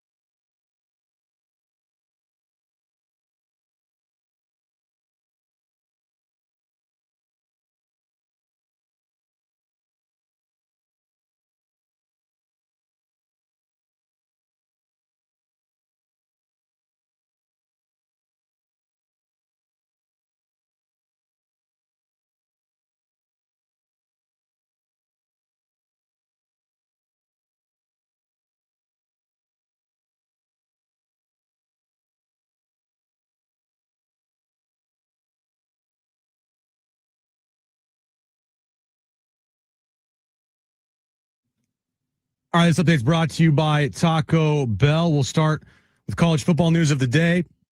Former Michigan head coach Sherrone Moore officially was charged with stalking and home evasion. His bond is set at $25,000. In other college football news, this will be the final year of the LA Bowl as it joins the Bahamas Bowl as the latest bowls to be canceled this season. Taco Bell's Lux Cravings Box gives you decadent options. $5 gets you fan favorites, $7 gets you the fancy stuff, and $9 sends you on a journey of flavor exploration. Get yours at participating stores for a limited time. Prices and participation may vary. Drinks exclude freezes, taxes extra. It's John and Jim. Let's face it, in your particular field, you're the top minds. Your favorite pair. Interesting job you guys have. Very smart and very modern. They are John and Jim. That's all you need to know about me. Previously on John and Jim. Padres just sent out a tweet for the first time in like a month. Oh, it must be nice. And the tweet is thanking Dylan Cease for his time in the Padres uniform forever in the history books. It was a week and a half ago. The Padres digital team needed some time to make this graphic. So they have sent out a thank you. He was even introduced to the Toronto media days ago. The Mets have already released thank yous to Pete Alonso and Edwin Diaz. And that just happened. Padres, where were you? Now live from the studios of San Diego Sports 760, it's John and Jim. All right, San Diego and Southern California, what's going on? This is hour 3 of John and Jim. Greg Camarillo swings by. Not literally. But he'll join us on the phone at 4:30. We'll give away Aztec basketball tickets for Wednesday night against Aztecs against Air Force. That's Wednesday night. We'll give those away coming up this hour as well. But as we typically do to kick off the 4 o'clock hour, let's get to this. It's time for the wrap. Presented by Sombrero Mexican Food. Check out their website at sombreromex.com. Will Sherrone Moore ever coach again? No, never. The image of him today in a padded cell with, a white jumpsuit on, handcuffs. Unfortunately, that will be the image of Sherrone Moore and also his mugshot. That will be the lasting image of Sherrone Moore, his professional career, John. And I know there's always second chances. I get it. I just think that those images will be extremely hard to overcome for any type of job you could ever get ever again in college football. Yeah, it's not going to be easy. I would agree. I mean, first of all, he is facing, I think, upwards of 6 to 7 years with the 1 felony and the 2 misdemeanors. That's not to say he will serve that. But he is facing over 6 years of prison time. So that's probably first and foremost the biggest concern for Moore and his representation. But like you said, there have been examples of second chances and a lot of them. This is hard to envision right now. Now, maybe things change over the course of time, but that's very hard to envision right now. Next question. Who's going to win the NBA Cup? I'll go with the Thunder. Easy pick. Shocker. I like the Magic. It's got, best matchup, obviously, Thunder Knicks, right? I kind of wish it was Thunder Spurs in the final. I know, but we can't get that. Can't John, get it. That's No, the East versus West. Nobody wants the Magic in the final. So it has to be, yes, Thunder Knicks. I'll take Spurs Knicks. Yeah, definitely. I agree. But will you take Spurs Magic? Let me answer that for you. I won't even realize it's on. That's what I'm saying. And I probably won't even realize if it's on if it's Spurs or if it's Thunder and Knicks anyway. I don't even know what the schedule is. I think 2 of the games are Saturday, and then maybe the title is Monday. I know Saturday is the semis, and I don't know exactly when next week the finals are, but they're no way probably they keep them in Monday. Vegas for like a week. Yeah. I'll be rooting for. I don't care. I think the Thunder are going to win it. You don't care. I do think the Thunder are going to win it. Next question. I already forgot. Are World Cup tickets too expensive? I feel like this is rhetorical. Have you seen the pricing? Is the sky blue? Is water wet? What else is extremely obvious? So they are. It's insane. They're insane, man. I mean, it starts in like the mid hundreds. Capitalism is just, hey, screw you, average man. And then screw you. Some of the matches are get in is thousands. The freaking USA versus Paraguay game is what? You get in prices like couple grand? Like how? I mean, I get it. There's going to be excitement. It's in America. But man, that's a lot of money. 70, 80,000 tickets at thousands of dollars each. I mean, isn't that always amazing to you that there's 80,000 people that are able or willing to spend $2,000 on a ticket? That's a lot of people. That is. I mean, I can't. Is there anything you would spend $2,000 on for a ticket? No, I've like never a done single it. Ticket. I've never spent $1,000 on a ticket for anything in my life. The most I ever spent on a ticket, probably, and it was for 4 tickets, by the way. So it was 4 tickets. It was me, my brother. Wait, no, was it 3? No, sorry, it was 3 tickets. 3 tickets. Me, my brother, and at the time his girlfriend. And I got this for him for his birthday. And it was Warriors-Lakers at then said Staples Arena. Or, I don't know, crypto, whatever. It was a couple years ago.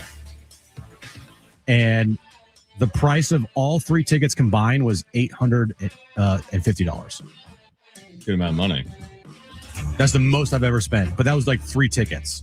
But still, that's a lot of money. I'm with you. I've been to 3 Rose Bowls. I've never spent more than in my whole life. I don't think I've ever spent more than $250-ish on a ticket to a concert or a sporting event in my life. Maybe something like the Olympics that is like in another country, to where it's like I would pay $2,000 if I get to go, watch Olympic basketball and get a free trip to like Italy or something. Well, you know what I mean is, I'm not going to pay $2,000 to go to Staples Center, but I'll pay $2,000 to go to Italy and go to the Olympics. Okay. Well, let me ask you this then, for Jim. What's the most you would pay? Like? Let's say it was U.S. basketball in the 2028 Olympics. Like, what would you pay to see that? Not Would a you pay lot. more than $850 to see that for 3 tickets to see Team US versus Team France or whomever? No. If you asked me that question like last year or 2 years ago, would I go watch Team USA with Steph, LeBron, KD, Anthony Davis? Right, we saw them in Vegas, like that team against Team France in the gold medal game with Wemby in Paris. Maybe. I'd pay a good amount for that. But like the future, like the next upcoming Olympics with Team USA, without Steph, without LeBron, and without KD. That's my NBA point from earlier. That's my point.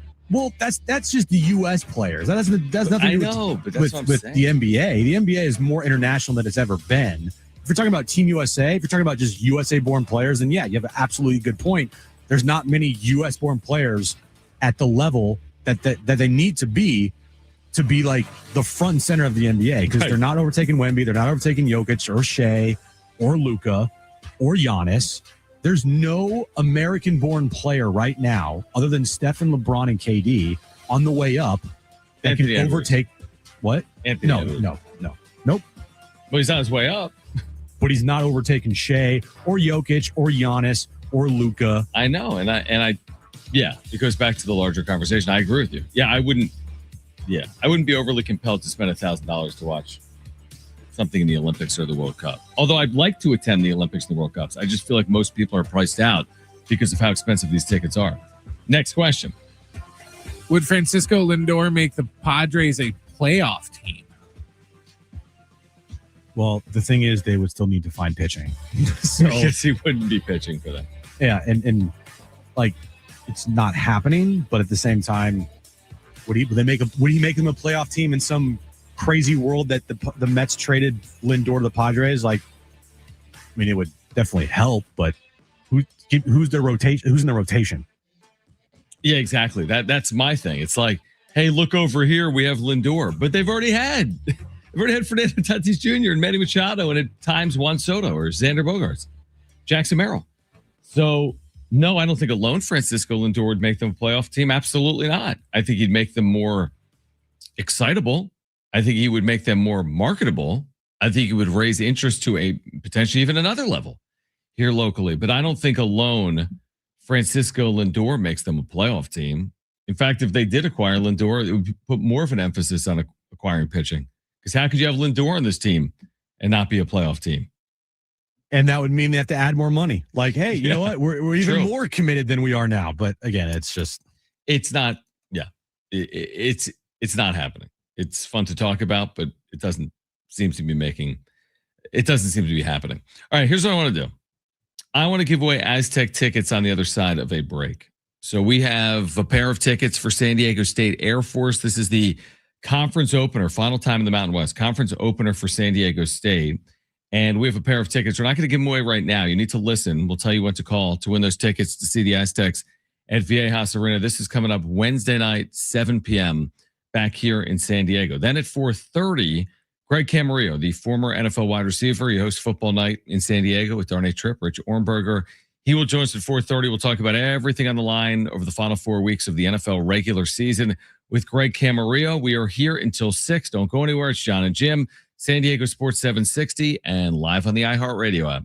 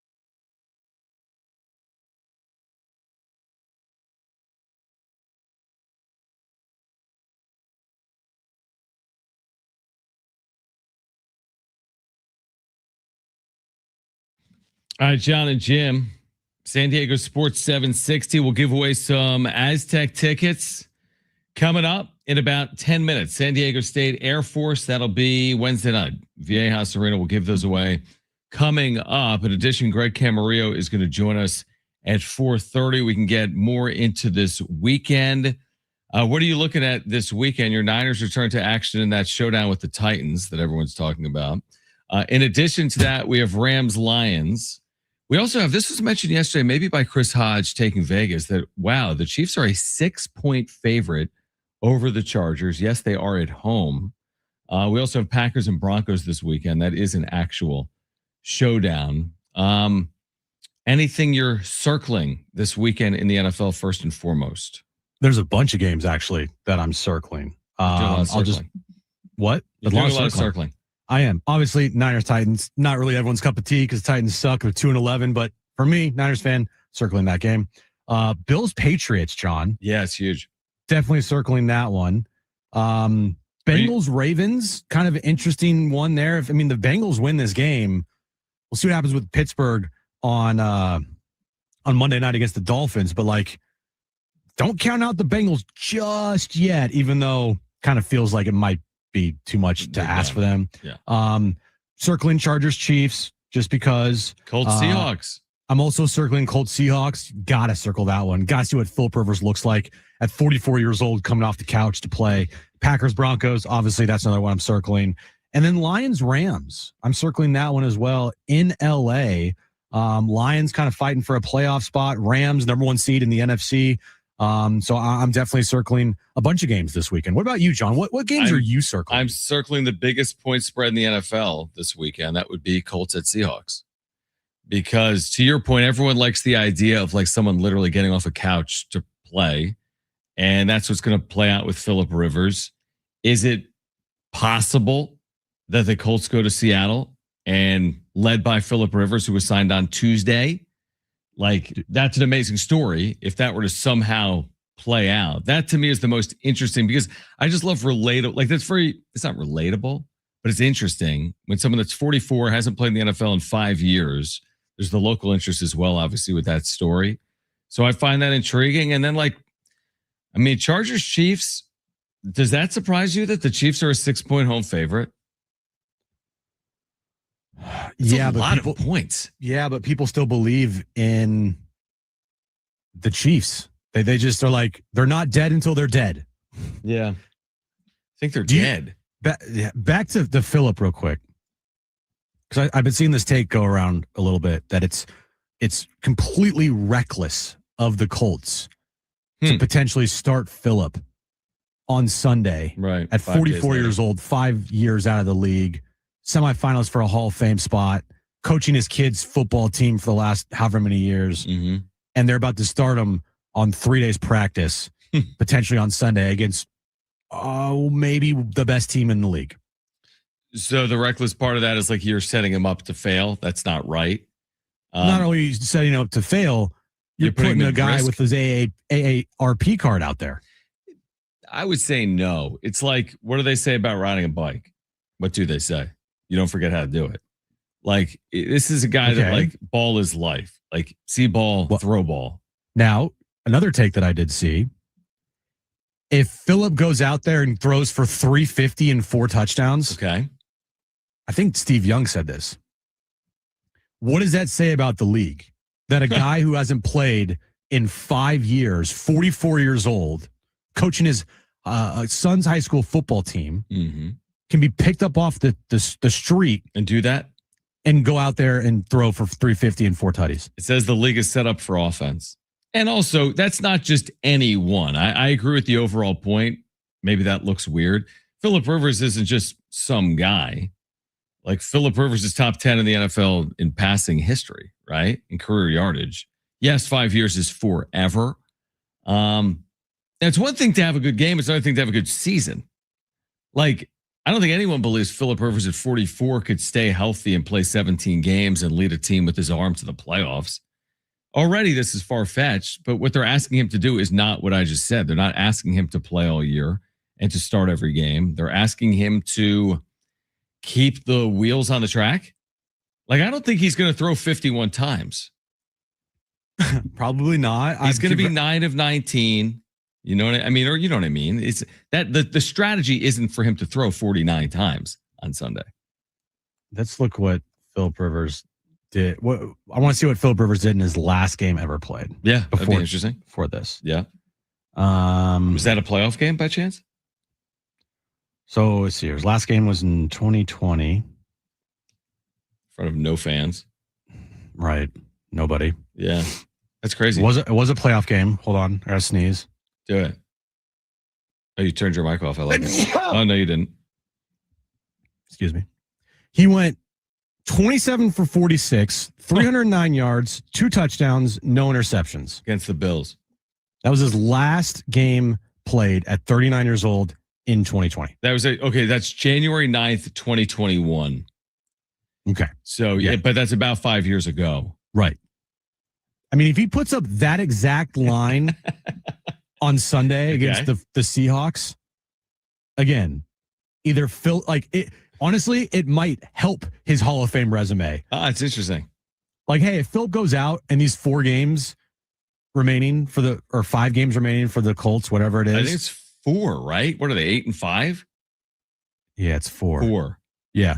In these final 4 games, if he goes out and he plays really well, and say he plays well in the postseason as well, but they lose just because, defense or whatever. Like, say he goes out there and he plays really good. Mm-hmm. Does he come back? No. But like that, if Philip was on the fringe of the Hall of Fame this past year, wouldn't you say that this should put him over the edge? Even though it's like a weird thing of like, man, he came back 44 years old. He went out and balled out for the Colts. Maybe it's kind of like you're putting yourself back in the national spotlight. So you're just back in the eyes of football fans and voters alike. Maybe that would be interesting. What about the opposite, Jim? What if he leaves a bitter taste, a bad taste, and doesn't look the part and doesn't look like Philip Rivers? Does he get the pass? Because if he gets the benefit for playing well, does he not get the negative or the detriment for playing poorly? I think it could only help, not hurt. Okay. What if he goes out in Seattle?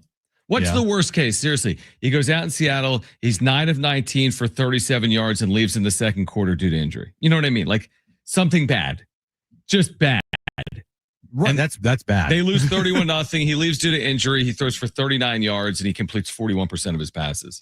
That's probably the worst line you could ever have. But I mean, is it impossible to envision that he wouldn't play well 5 years on the couch? Well, it would say 2 things. One, you can't be picked up after not playing 5 years in the NFL and just like expect to go out there and perform. Okay. And 2, like it'd probably tell Philip, yeah, I should have stayed retired. would he be? Let's say he didn't get injured. Hear me out on this. Let's say he goes out there Sunday and looks terrible. Will he start the next week? They have no other choice. Well, they do have other choices. Who? I forget the name. I know the dude. I forget who it is. They had a backup quarterback before Philip Rivers just signed. Well, one of the reasons why they signed Philip because Riley Leonard, who it is has a knee issue. Yeah, but there was one other quarterback I thought that was Anthony Richardson or whatever. Richardson. But he can't see. I know. They're not going to put him out there. Yeah. Okay, so you're saying out of just necessity, even if he went out there and goes 9 of 30 and they lose 31-0, he'll start the next week too. My guess is he's the starter for the rest of the season. Yeah, probably. How else could you sign him? All right, let's talk to Greg Camarillo about it. I want to get Greg's perspective and opinion on Philip Rivers. On the other side, I also want to give away Aztec tickets right now. Caller 7, you're going. Wednesday night, Viejas Arena. Wednesday night, Viejas Arena. Caller 7, you've got 2 free tickets. 877-767-4760. Call right now. 877-767-4760. We have 2 free tickets to see the Aztecs at Viejas Arena conference opener against Air Force. Greg Camarillo joins us next.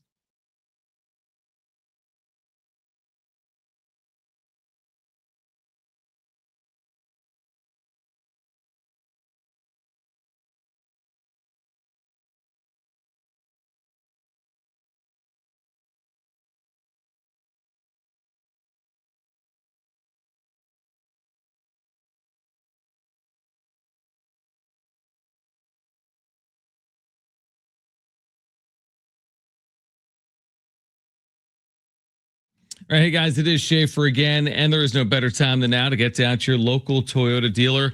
They do have new vehicles arriving daily. We're talking about their most popular cars and trucks and SUVs.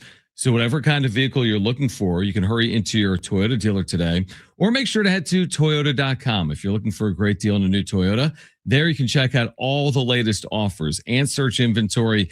Finding the Toyota that's just right for you starts at Toyota.com. Toyota's Beyond Zero lineup of electrified vehicles helps to create a greener planet. Toyota's Beyond Zero lineup supports a greener planet with a wide range of electrified vehicles, including hybrids, plug-in hybrids, and fully electric vehicles. Or take each day further than you thought possible in a new Camry with its stylish looks that'll make an impression wherever you go. See your Toyota dealer today and discover what makes Camry legendary. There's no better time than now to get down to your local Toyota dealer. Get your local Toyota dealer today or Toyota.com. That's Toyota.com. Your Toyota dealers. We make it easy.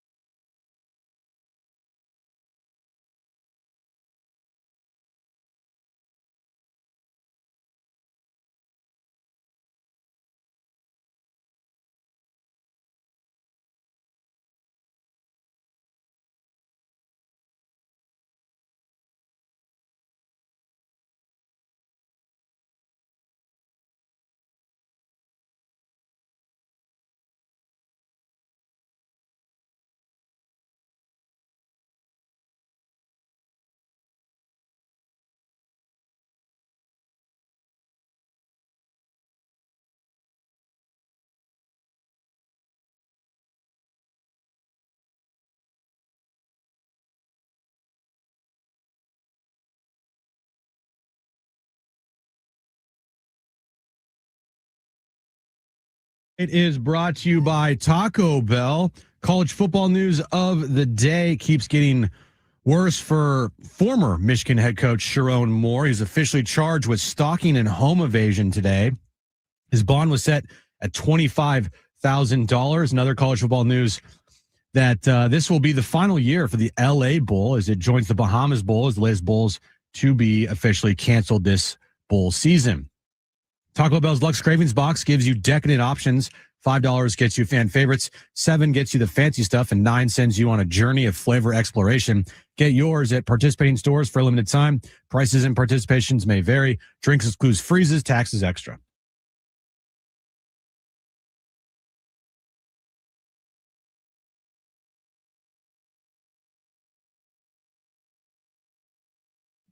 Always great to connect with Greg Camarillo, who played receiver in the NFL, who hosts Football Night in San Diego on NBC7 with our buddies Darnay Tripp and Rich Ornberger, and he's back with us right now on John and Jim. Greg, we are fascinated with the return of Phillip Rivers, and it'll be this weekend in Seattle for the Colts. You played in this league. The idea of not playing for 5 years, getting signed, and then starting a quarterback 5 days later. What do you expect this to look like this weekend? Yeah, I am both. You and I are both fascinated about this. Haven't been more excited to watch snaps of football in quite some time, and it's because it's an amazing experiment that we've never seen, and it's with a guy who's loved in San Diego. I spent 2 years with Philip, so all I can say is that. Well, I got a lot to say actually, but we'll go piece by piece. An amazing person, an amazing teammate, an amazing quarterback. An amazing opportunity for him, but he's 44 years old. You've got me beat by a year. I'm 43, and if I even think about getting hit right now, I'll get hurt. And so to know that he's about to go out there and having not played football for 5 years, your body adjusts. The whole point of the training for football, well, one is to get bigger, faster, stronger, but it's to prepare your body for the brutal sport that is football. And the only way to get prepared for it is to play it, is to hit people, is to get hit. And now quarterbacks don't do that much hitting ever. But, that day in of practicing, the day in of being in the weight room, of grinding and getting your body used to that is what prepares you to get hit. And having not been hit for 5 years, I am worried about what that first hit will look like. But the man has 10 kids, so he might be taking some beatings at home as well. But I am fascinated. I am excited. I am nervous. In another perspective, I played with another grandpa. So Philip Rivers is an actual grandpa. I played with Brett Favre, who was an actual grandpa when I played with him. Now, the difference was he hadn't taken years off. He had continued.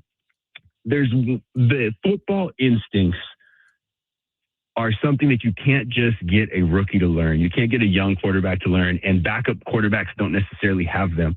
When I played with Brett Favre, even though he wasn't mobile at that point, he still had a strong arm, but he always had the immediate correct answer to anything that was thrown at him. You throw out a blitz that we've never seen on tape, he had an answer instantly. You try to show a blitz that we've seen on tape, he had an answer instantly. And I think that's what the Colts are looking for. They want a guy who knows the system. Philip has played so much football that anything the defense throws at him, he's going to be able to recognize. Now, is he going to be able to run away from it? No, but he'll be able to recognize it. And that's the Colts are just looking for that little piece, and they think they have everything else to keep their season alive. So we were talking about this briefly a little bit ago here, Greg. What would it say about the league? And I feel like the quarterback position, as you mentioned, this is probably the only position that you could attempt to do this with. I don't feel like any other position on the field you could attempt to return after a 5-year hiatus at 44 years old. Quarterback is the only position. Maybe kicker or punter, but any real position. Right. But what would it say about the league if Philip goes out there and just balls out? What if he goes 350 for 3 tutties on Sunday? What would it say about the league if a guy who's been out of it for 5 years, I mean, he's going to be a Hall of Famer one day. So, I mean, you could say that, but what would it say he goes out there and he plays really well? Yeah, well, if he's going to make the Hall of Fame, it'll take him another 5 years now that he's back on the roster. He's just delaying that one. It would say, from my perspective, that it is so hard to play quarterback that for him to come in and play just shows how incredibly talented he is and how hard it is to find another one like that. I don't think that it would be a knock on young quarterbacks at all or mobile quarterbacks at all.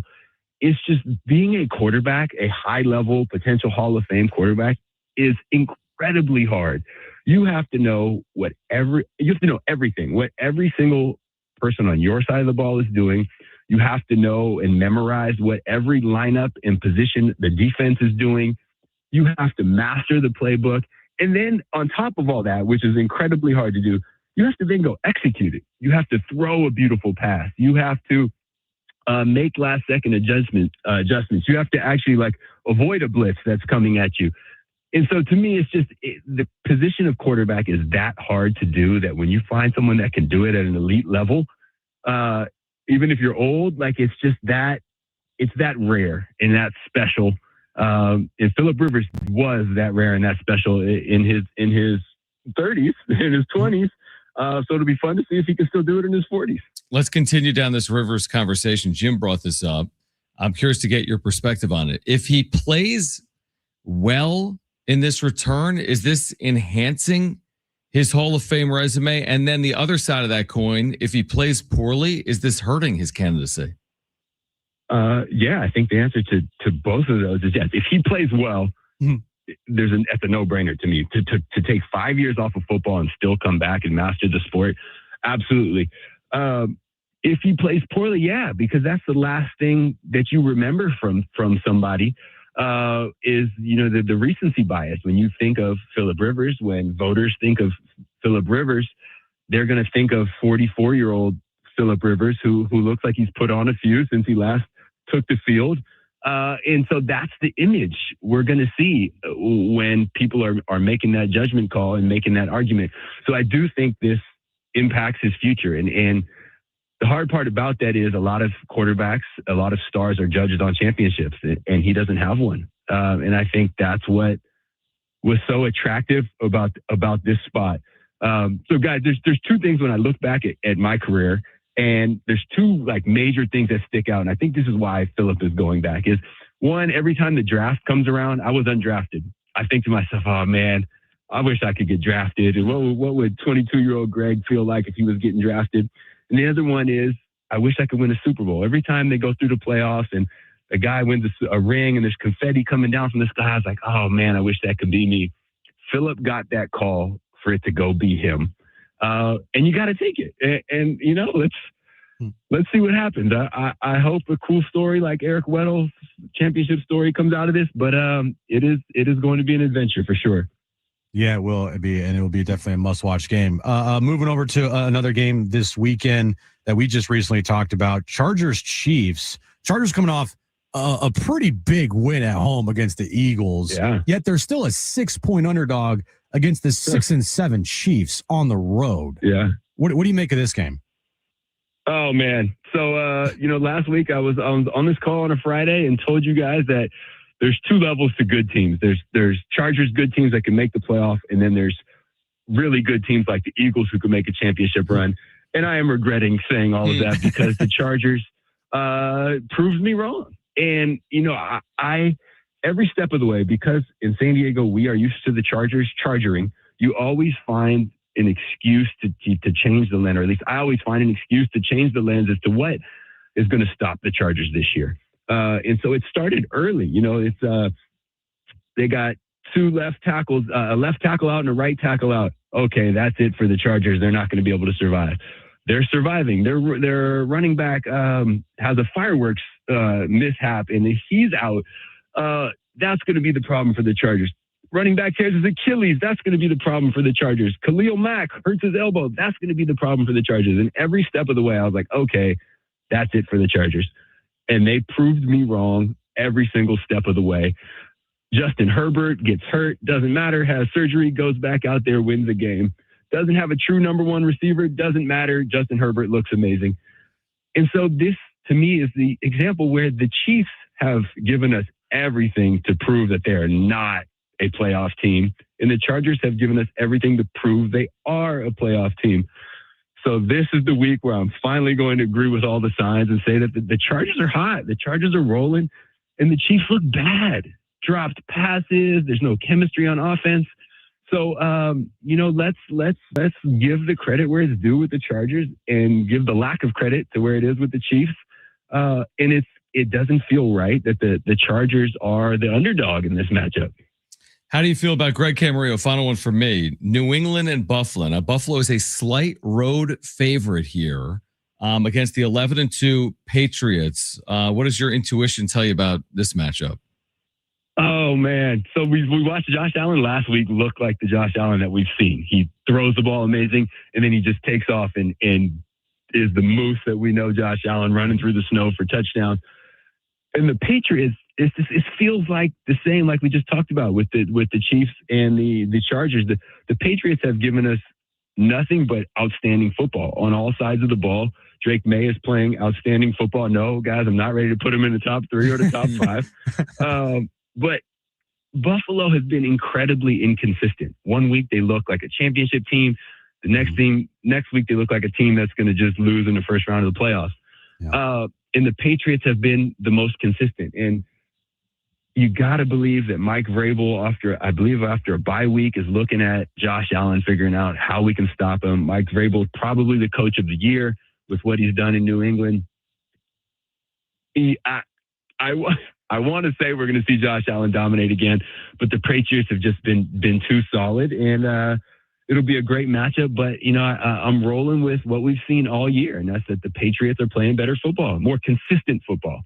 Man, what a year it has been for New England. I mean, it is just incredible. And again, now without the Chiefs potentially in the postseason, can Josh Allen and Buffalo take advantage of that?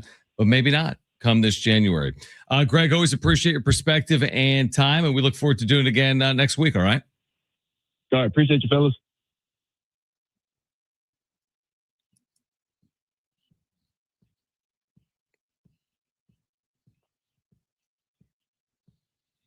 All right, we will get back at 5 p.m. to what Steve Phillips, the former Mets general manager, had to say about Francisco Lindor and the Padres. We are here until 6 p.m. John and Jim, San Diego Sports 760, and live on the iHeartRadio app.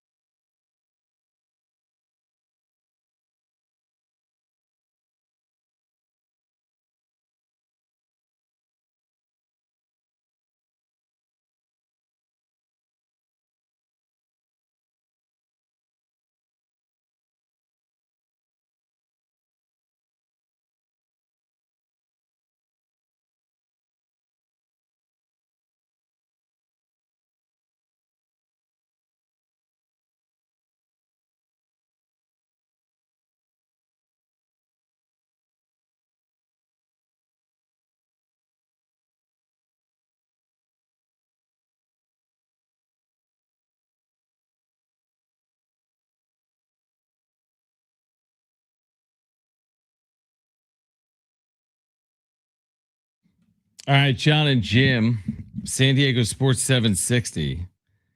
I already know the answer to this, but I'll ask you anyway. What? Did you read Kevin's article on Craig Stammen? There's no chance in hell you did. Did I read that? No, I did not. I didn't either. Do you know how long it is? I don't know. How long is it? Very. Like when I say very, I'm not just saying very. Like I'm putting it into a word counter right now. It's that long. What was the, hold on. It is that long. It is incredible. I did see it. And let me just read. So it's incredible. Let's see. I'm typing it into a word counter. A small town in Ohio. 5,500 words. Oh my God.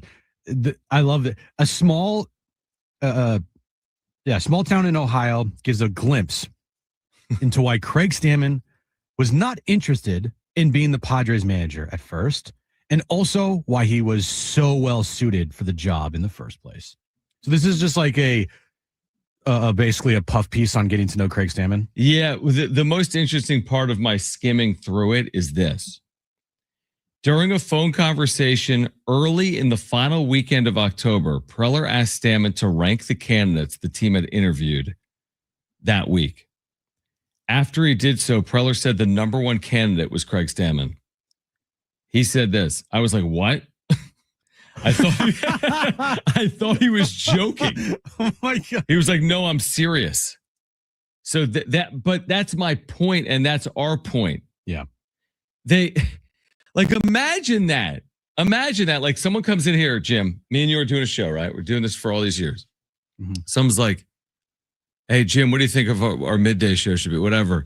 Oh, you know what? I think you should be our accountant here. Oh, I hadn't thought of it. You're going to make a great, it's just like so out of thin air. He wasn't even living. Consider his relationship with the Padres.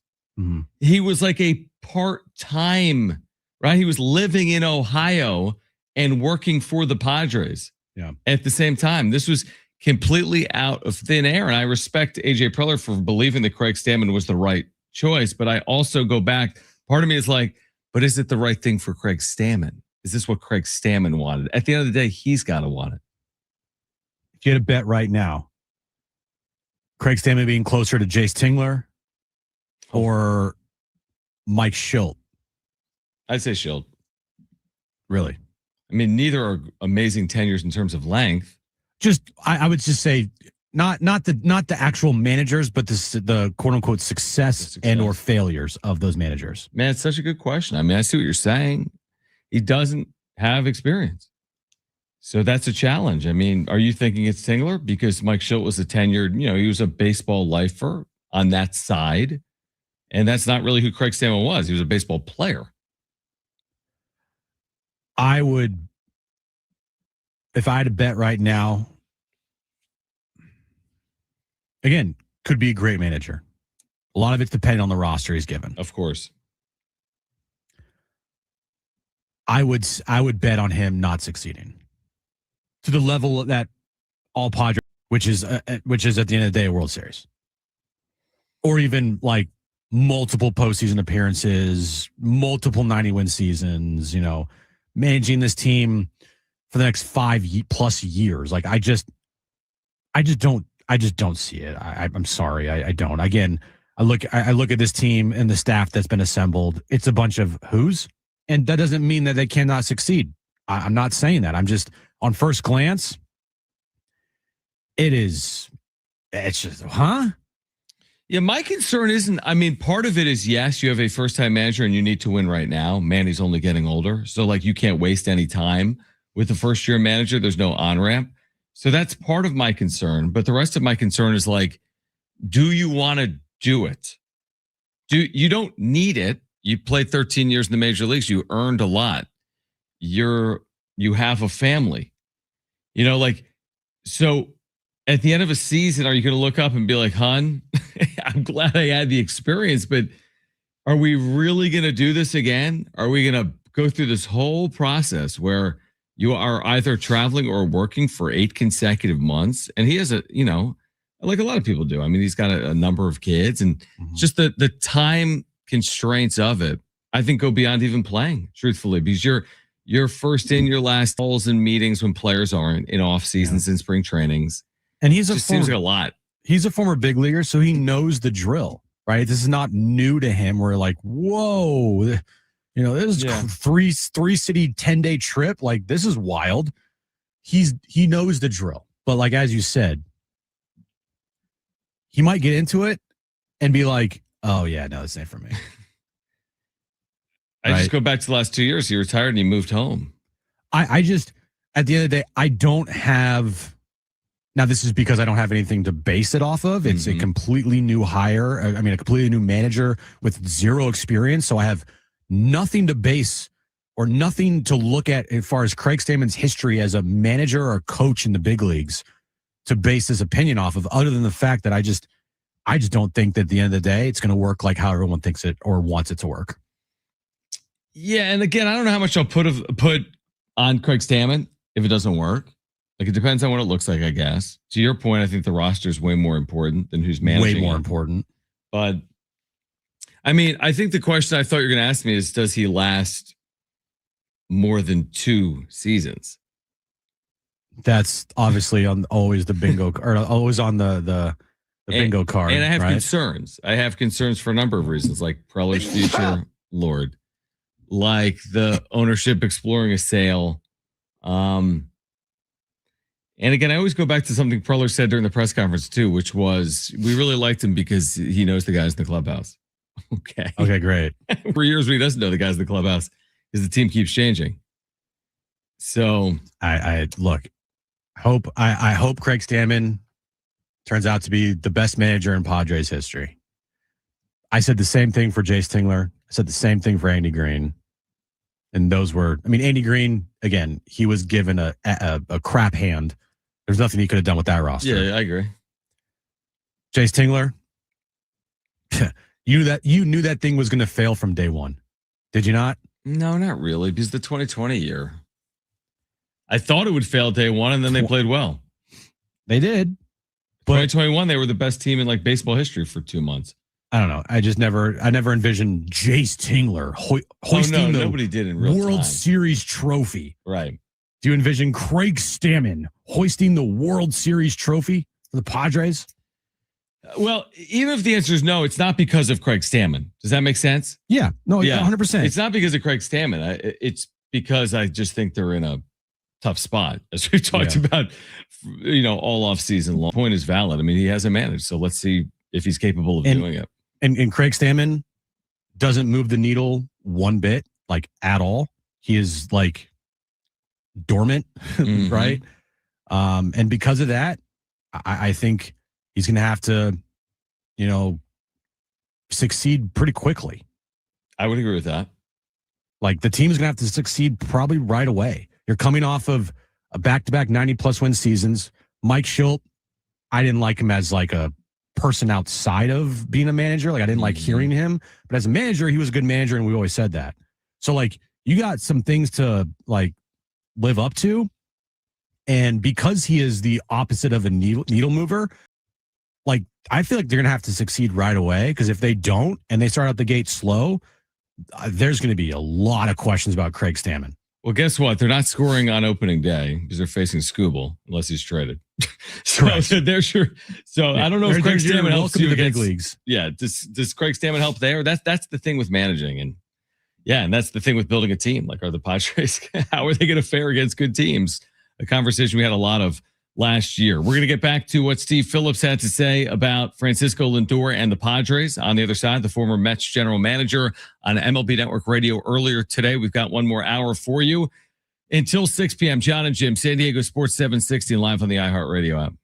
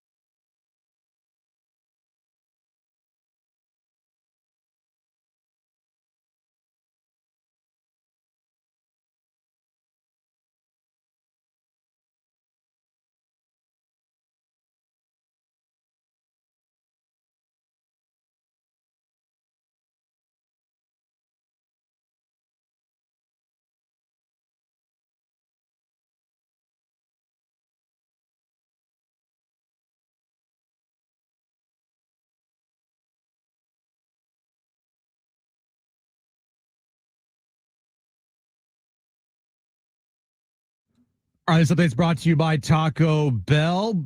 Breaking news in Major League Baseball, right-hander reliever Tyler Rogers is going to the Toronto Blue Jays on a 3-year, $37 million deal with a 4th-year vesting option. The Blue Jays are spending this offseason. In college football news of the day, now former Wolverines head coach Sharon Moore, who was stalking and home evasion, is a bond set of $25,000.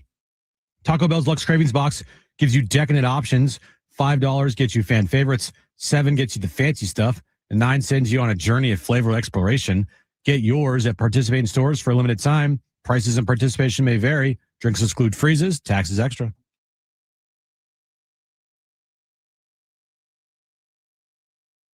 It's John and Jim. Let's face it, in your particular field, you're the top minds. Your favorite pair. Interesting job you guys have. Very smart and very modern. They are John and Jim. That's all you need to know about me. Previously on John and Jim. Padres just sent out a tweet for the first time in like a month. Oh, it must be nice. And the tweet is thanking Dylan Cease for his time in the Padres uniform forever in the history books. It was a week and a half ago. The Padres digital team needed some time to make this graphic. So they have sent out a thank you. He was even introduced to the Toronto media days ago. The Mets have already released thank yous to Pete Alonso and Edwin Diaz. And now it just happened. Padres. Where were you? Now live from the studios of San Diego Sports 760, it's John and Jim. All right, San Diego and Southern California, what's going on? Final hour of John and Jim for the week. Final hour of John and Jim for the week, unless you want to work Saturday, Jim. And I think I know the answer to that already. No. Let me answer that for you. No. What's your big sports viewing this weekend? We'll get back into Lindor, what Steve Phillips had to say, the former Mets general manager, about where Lindor could end up this offseason. But you got any big sports on tap this weekend? Other than Niners and Titans on Sunday? Yeah. I'm gonna go a little outside the box here. Okay. And you're gonna hate it because you're not gonna go know anything about it. Let me hear. Oh, let me guess, like WWE 7 or something. John Cena's final match tomorrow night against Gunther on Saturday night's main event. Against Gunther. Correct. That is something that I will make an appointment to watch tomorrow night. How do you watch that? It's on Peacock. They're going to put that puppy on Peacock. Correct. So his final match is on Peacock. We're not getting like WrestleMania, SummerSlam, cage match, San Diego, whatever event we just had. Not getting that. Nope. Just getting Saturday night on Peacock in front of 98,000 people. Yeah, but you don't know. No, I don't. You don't. That this year, he announced this back in 2024. That 2025 was going to be a retirement tour for John Cena. And never happened in wrestling. They never had a full year dedicated to a wrestler on a retirement tour. Like, in sports, they'll be like Albert Pujols was like, this is my final year. And he got Kobe. Gifts everywhere. And, Kobe's like, this is my final year. And gifts everywhere. Well, in wrestling, like you're never retired in wrestling. Right. You can never so John Cena made it apparent that he was going to be the first to officially retire and never work an in-ring match ever again after this year. And he's had his last WrestleMania. He's had his last Survivor Series. He's had his last SummerSlam. And it's all led to this point. This was always going to happen, which tomorrow night is going to be his final match ever in Washington, D.C., on Peacock against a guy named Gunther. You think he loses? Definitely. You think he loses, Brent? Yeah, he's going to put him over. I think he's going to lose too. And I think the way he's going to lose is he's going to tap. And I think that because John has no idea what putting over someone means. No, I really don't. So it's like passing the torch, John. It's like passing the torch. It's like making someone else look good on your behalf. I got you. So like basically what I've done for the last 4 years. Correct. You've put me over every show. You son of. But Did you know, Brent? I don't know if you knew this. I think you might have seen it. John Cena, the last time that he tapped out, like submission, like tap out from a submission hold, was in 2004 against Kurt Angle. He's only tapped out 3 times in his entire career, in his entire 23-year career. So from 04 to 2025, he's never tapped out. And like Gunther's big thing is like making people tap. Anyway, are you asking me or Brent? No, I'm just like telling you. Brent knows this. Oh. Yeah, they protect him. I don't know how to put this. Tell me in the best way you can how you don't care. Look at it like this. And I know a lot of people do. I'm sure there's a lot of people listening that'll be watching. But let me put it like this. If I had never met you, or if we didn't work together. Right. Now, Brent is into wrestling. It's not like he's talking about it with me every day. But if I had never met you, I would never even know of any of this. I don't know if that's good or bad, but it's just kind of the truth. And by the way, if he's retiring, he's like, I'm never going to have another match again. How do we know that? Michael Jordan retired. Phillip Rivers retired. Tom Brady retired. John Cena claims that this will be it. And, he's very adamant on it that he'll never, after this, wrestle ever again. He'll show up on like television as like appearances, but he'll never wear his how much uniform. would you pay? How much would you pay to go to this if it was in town tomorrow? Well, considering he was just in town for Survivor Series for one of his. How much would you pay to go to this? A couple $100. Not more. If I said I got ringside for you for $650. $650 ringside. Ringside. I would do it. Are we on Cam side? He said he would do it in a second. He said, I've never spent more than $250 on any ticket in my life, but I'll do $650 for this. But yeah, the thing why I would do it in a second is because there's no seat ringside for $650. So if you found a seat for $650 ringside for John Cena's final match, I would do it in a second. Okay. I didn't know. And no, Brent, I wouldn't care if it's cam side or whatever. If it's ringside, it doesn't matter where it's at. No, I'm just saying cam side would be awesome. Cam side would be amazing. You could sit next to that's the side that the camera points to, John, when they film the television show. So if you're sitting cam side, that means that you will be on. Oh, you're on camera TV. all Gotcha, the time. Gotcha. My guess is you could sit like front row for $7,000. Are you looking right now? Yeah. Yeah. You can sit. You can't even get in for like less than like $4,000. I know, because it's the ticket's a pretty highly priced ticket. But I'll tell you what you can get in for is the next day in Columbia, South Carolina, the NXT live show. You can get in for $20. There's a reason why. Okay, so that's coming up this weekend. I'm looking forward to that. What about you, John? Oh, I got a lot to look forward to this weekend. Like Army Navy is going to be a fun one. Well, Heisman. The Heisman is going to be awarded. Now, I think this is a cakewalk coronation Mendoza IU quarterback. Would you guys agree with that? Because they beat Ohio State? Yeah. I just don't see how there's any other scenario. I mean, the kid at Vanderbilt's a nice story, an amazing story. Vanderbilt's been awesome. The San Diegan, Julian Sayin, great story. He's a San Diegan. He had an amazing year. He's got the highest completion percentage in college football history over Bo Nix a couple of years ago. And then there's the running back for Notre Dame who sent me candies as a Heisman voter. Did we talk about that? I think so. You did. We did. But I don't see how Mendoza doesn't win it because they beat Ohio State last week, right? Wasn't that basically the playoff for the Heisman? And he won the playoff for the Heisman? Yeah, he made that throw on, I believe, third and long. That was a big-time throw. That kind of iced the game and won them the game. Yep. And I think that throw in that moment is his Heisman moment.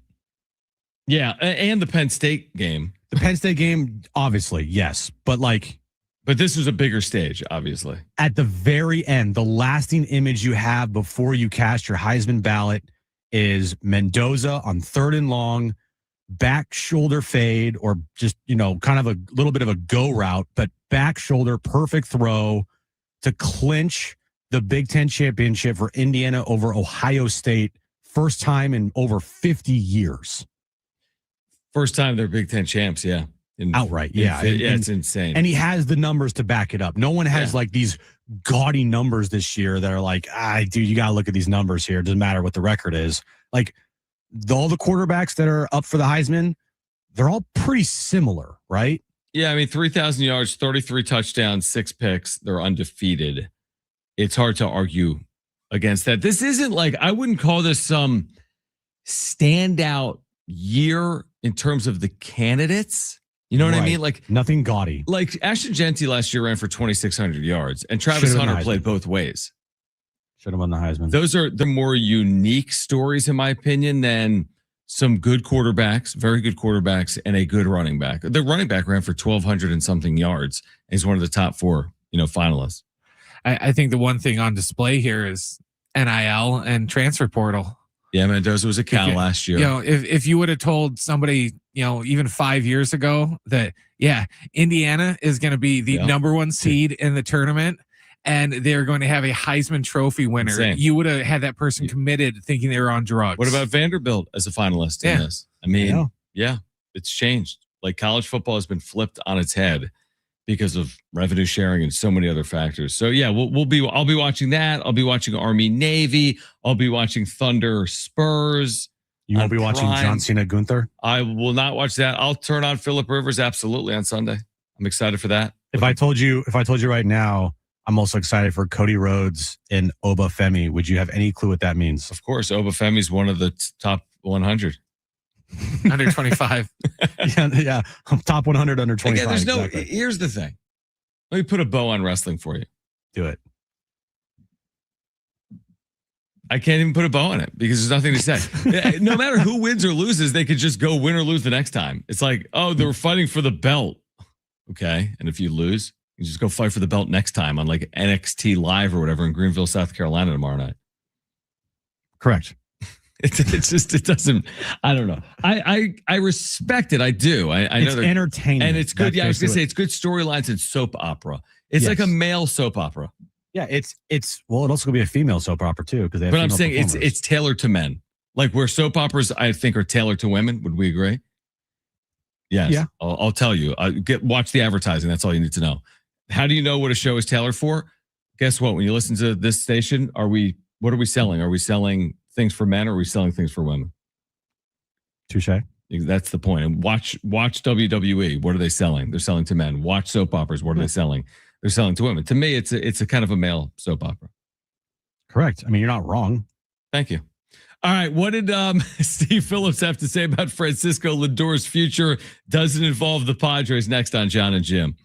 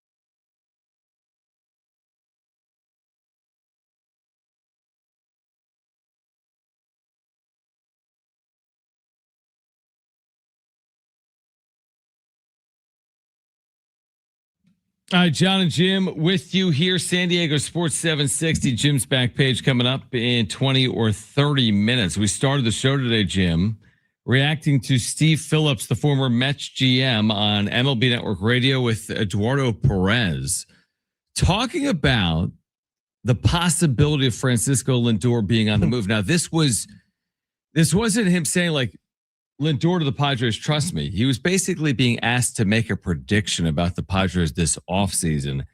And this is what he and Eduardo Perez had to say. So the Padres, I'm going to take your top brotherware, and the Padres are going to trade for Lindor. Like, you know those Lindor candies that you can get? Yeah, Francisco Lindor is going to be a Padre. No, Steve. Right now, there are all kinds. Steve, no. They need to unload, not get. No.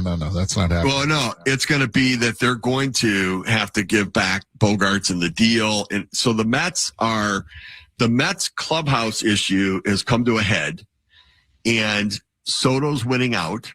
And the reports out there are that the Padres, who we heard were working on blockbuster deals, have made offers to the Mets on Francisco Lindor, because the Mets realized that Soto and Lindor do not get along, and they're trying to accommodate the issues that they had in their clubhouse. I don't need to get along. I understand. Together for the I wouldn't trade them either to get along. I'm sorry. This is idiotic on every standpoint. Like, they don't get along, so we need to trade you guys. Dude, figure it out. You guys are men. You sign contracts. You sign lucrative contracts. Figure this crap out and go play the game. And then once the game is over, you can go one way, you can go the other way, and I'll see you tomorrow and the other. I grew up in a Cincinnati Reds clubhouse that not everybody loved each other. But it sure the heck appeared that way once they continue to win. And then every team that wins, Steve, you hear it year in, year out. In October, you hear it say, "Oh, we love each other." You know, the reason we're so good is because we love each other. You never hear a team say, "You know why we're so good? Because we don't like each other. We don't like each other, so we make sure that we play, we win." We haven't heard a team that has lost yet say we love each other. We don't hear that. Come on, play the game, be a professional. I'm telling you, I don't disagree, but I don't think that the game's the same today as it was then in many regards. And so I think that they're not getting along. I'll disagree with Eduardo Perez on this. I have seen and heard teams that lose say they love each other. So like true. We have seen that. Yeah. The Padres of a couple years ago, they lost the Dodgers. It was a pretty close team. Yep. All right, so I would disagree with him on that, but I will agree with him on the premise of Francisco Lindor being traded to the Padres, which, as we said all day, idiotic from the Mets' point of view, which is why it makes no sense. From the Mets' point of view, yeah, I completely agree. Now, there was one thing he said in there. I'm talking about Steve Phillips. Mm-hmm. He said the Padres have had. Did he say they made multiple offers? Did he not say that? Maybe. Brent, if you can find that, just that specific 5 or 10 seconds, because I didn't catch that initially, and I caught it right now. The Padres have made multiple offers for Francisco Lindor. Oh, that's interesting. They've made multiple offers. That's not a listening party on players. No, but look. I'll go back to when was it? When did Jose Ramirez sign his deal with the Guardians? Do you remember when he did that? No, I could tell you in the last 4 or 5 years.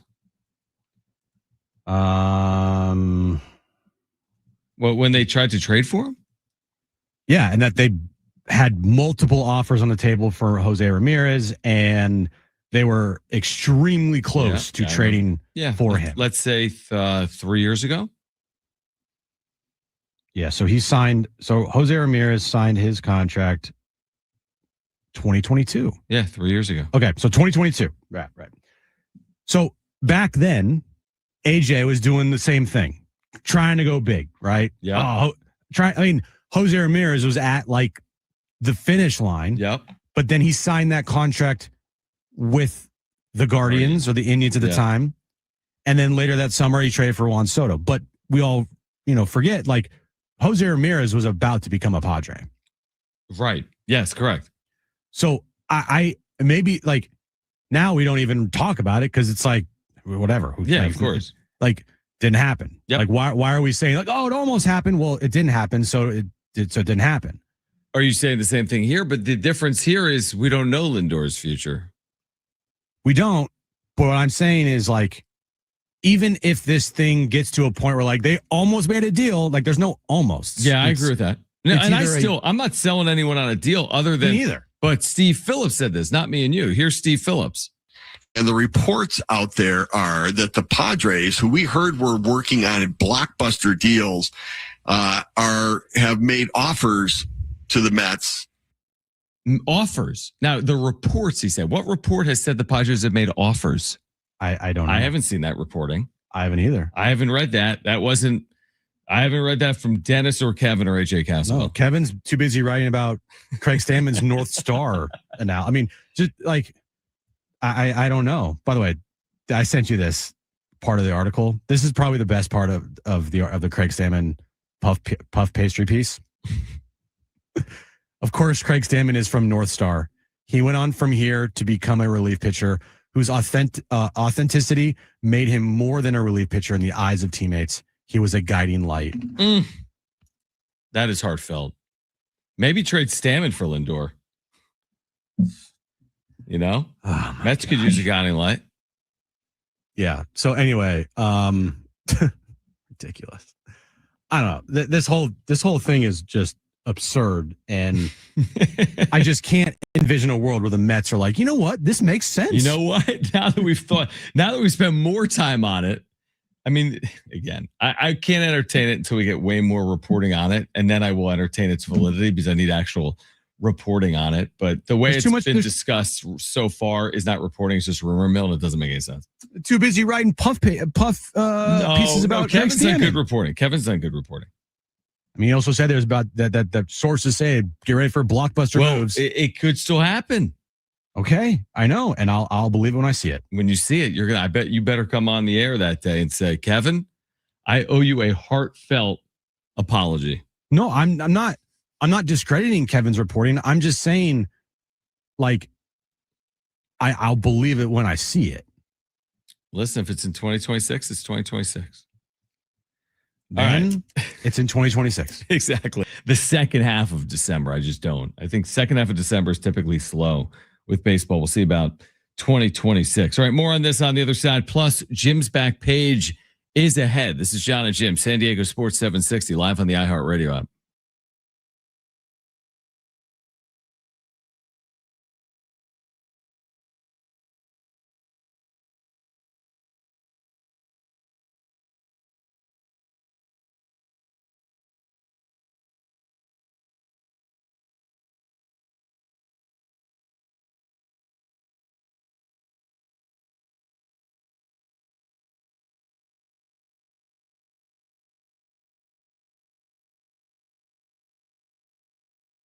Hey guys, it is John and Jim again for our friends over at the all-new Jamul Casino Resort, the Players Place, and now open, as we've been telling you for months on end. The hotel and spa at Jamul, it is the next level of luxury. It has arrived, and you can treat yourself to a stunning new stay. They've got rooftop relaxation, indulgent spa treatments, and all the thrills of Jamul Casino Resort now all in one unforgettable destination. Ultimate endless dining experience at Jamul 23, from their world-famous lobster brunch served every morning to the luxurious VIP endless dining experience each evening, indulgent chef-created specialties, fresh seafood, prime cuts, and decadent desserts, all with stunning panoramic views. And again, now open the spa at Jamul Casino. You can unwind in style, experience pure relaxation with indulgent treatments, serene spaces, and a retreat designed to refresh your body and mind, only at Jamul Casino Resort, the Players Place.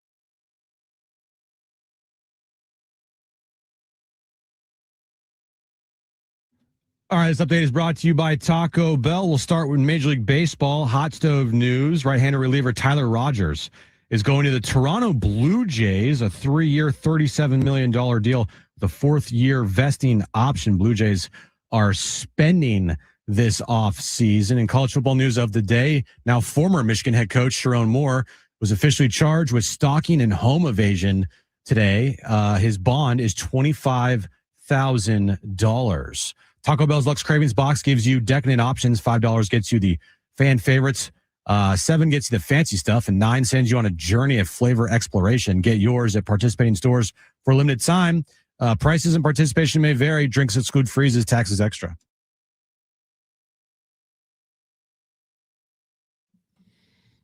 John and Jim, San Diego Sports 760. Jim's back page is coming up.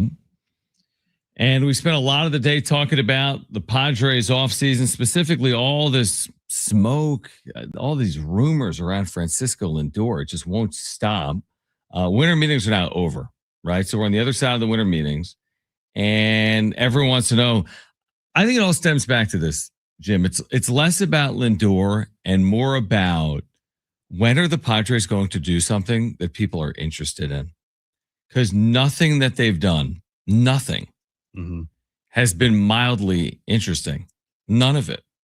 And that's what I think it stems back to. Like, even, yes, Kevin's reporting, hey, wait till you see this big deal. Yeah, no doubt. That gets people excited. But honestly, before the winter meetings, before that reporting, for me, it was like, when are they going to do something to address their needs for the upcoming season? And we're still waiting on that.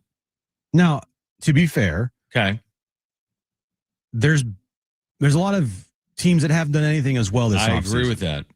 So it's not just the Padres, right?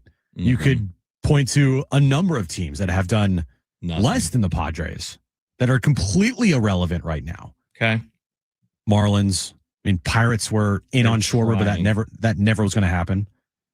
Right? Yes. A's, Rockies, Giants, D-backs, right? You make a good point.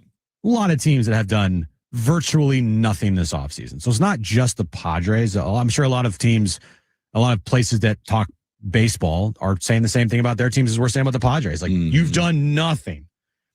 What the Padres have over those other teams is they have a psychopathic general manager who is, generating these crazy rumors where they become a major talking point during the winter meetings and all of the offseason. So, I mean, at least we have that. We're not sitting here being like, are you guys ever going to generate any type of interest? Padres have generated interest. It's just been interest that is completely foolish to even like really realistically go down that path because like Francisco Lindor, it just not happening. Let me ask you this, because like refresh my brain. When's the last Padres offseason move that was like a sizable moment? Juan Soto's trade away? Xander. Oh, yeah. Soto. Yeah, Soto being traded. But again, in real time, that wasn't seen as like, oh my gosh, the greatest thing in the history of the franchise. Right. I even kind of poo-pooed the trade and said, I can't believe they traded away a Hall of Fame player for. Of course. Right. A lot of people did. I mean, there was skepticism, and to AJ's credit, some of it worked out. A lot of it worked out. And I would say it worked out for both teams, more so the Yankees than the Padres. But the Yankees playing the World Series, right? And Juan Soto was a big part of the reason why the Yankees played in the World Series that year. So you're saying though the last time that it was a big earth-shattering move that like was beneficial for the Padres, you'd have to go back to the Bogarts, the reaction of the Xander Bogaerts signing. Yep. Xander, and then the previous year would be then Musgrove, Darvish, Snell, and then 2020. We did the lockout. No, you had the not the lockout. The lockout was in 2021, right? Yeah, it was on the other side. Yes, correct. So when did they trade for Joe and everybody? They traded for Joe. I thought that was the offseason after 2021. No, it was the offseason after 2020, correct? Oh, maybe heading into 2021. Did they Joe Musgrove in 2021? Yeah, because Xander was heading into 2023. I know. Yeah, they had Joe Musgrove in 2021. Yeah. I mean, every year, 2019. So every year since 2018, 2017, 2018, I think it was. Because they signed Hosmer in what, 2017 or 2018? That was 2018. 2018, definitely. Okay, so every year, basically, since 2018, there's been a sizable offseason move for the Padres. 2018, Hosmer. 2019, Manny. Can't count 2020 because, COVID. But what moves did they make in 2020? I don't even know. There was that. They hired Jace Tingler. That was the big move. They signed Tommy Pham. Yeah, great. I mean, 2021, Musgrove, Snell, Darvish. That was huge. Huge week. 22, they tried to trade for Jose Ramirez. Didn't happen. Almost happened. And then they traded for Juan Soto in season. 23, Xander. 24, trading away Juan Soto. And then trading for Dylan Cease and Arise. 25, a whole bunch of nothing, but they signed Pivetta. Yeah. So it's like the track record shows AJ will make a pretty sizable move. Yeah, I agree with that, the track record. Although when we say sizable, it just worked out well. I mean, I give him credit for the Pivetta move, but when it happened, we weren't like, there it is. Pivetta was one of the top pitchers in the market. It was sneaky. It was a sneaky deal. I agree. He was coming off a year that was very average, wasn't he? I mean, mid-4s ERA. I wasn't fully convinced he was anything other than like a number 5 starter at the time. Right. And that's where give the front office a lot of credit. I mean, a ton of credit. And hopefully he can replicate in 2026 because that isn't, I viewed Pivetta more than like a 3 than a 5 at the time. He just turned into a number 1. Yeah. Yeah. I'd love to listen to what we said that day, truthfully. I guess is my point. I know what we said. We said that move, because it was right in the midst of like the whole Roki thing. We said this move will pay off more for the Padres this year than Roki. And long term, Roki's the reason why the Dodgers won a World Series this year. That too. But long term, Roki's the best. Roki's the bet. Sure. But in the here and now, the 1 year, Pivetta's better. And he was. Yeah, I agree. Yeah, no, Pivetta was awesome for the Padres. And I hope Preller's able to do some of those. That was my point from earlier in the show. It doesn't have to be sexy. It has to work. It doesn't have to be splashy. It has to be effective. And we won't know if these moves will be, whatever he makes will be. But some of them I know. I mean, none of these so far have any relevance. Ty Adcock, Dyson Acosta, Luis Campisano. I mean, I know. It can have more than 0 hits next year. That's not a very high bar. You see, it's 0 hits in 2025. So, I mean, I'm not saying these players have absolutely no value, but I need the true first reason to get excited move, and it will come. I just don't know when. And I don't think it's going to be Francisco Lindor. And to be honest with you, I don't think it needs to be Francisco Lindor. And that's my basic point for the day and the week. We can all look at shiny object, Francisco Lindor. Stop. That's not even a necessary prerequisite for the offseason. It's not. The necessary prerequisite is addressing starting pitching and filling these holes. So I don't need Francisco Lindor. I mean, I'll take it, man. Can you imagine the listenership and the viewership? People get excited. I'd be excited.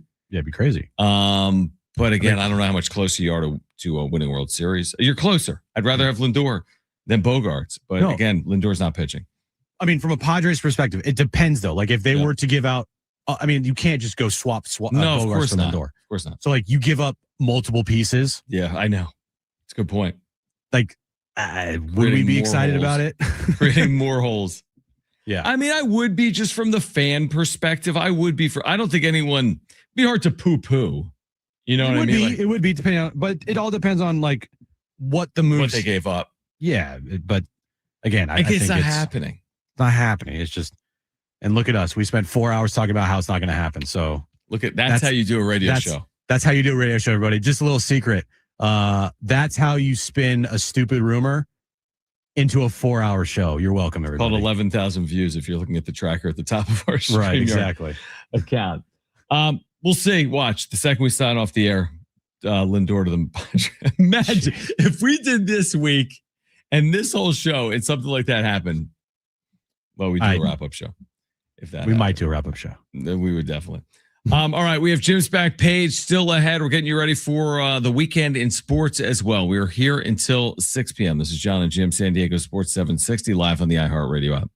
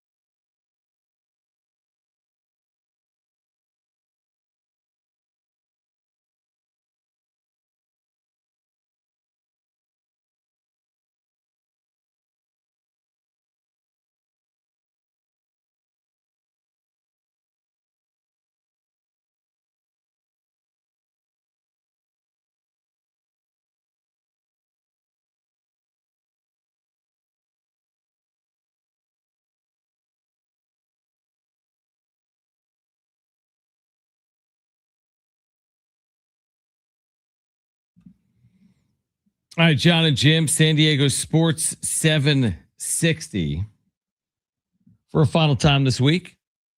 And then we're back again next week, right here on San Diego Sports 760. Good job with the Give-a-thon to our listeners. Great job with the Give-a-thon. Wonderful. $415,000 plus raised. All from this show. Amazing. That's what makes it even more remarkable Yeah, you Crazy. saw that email?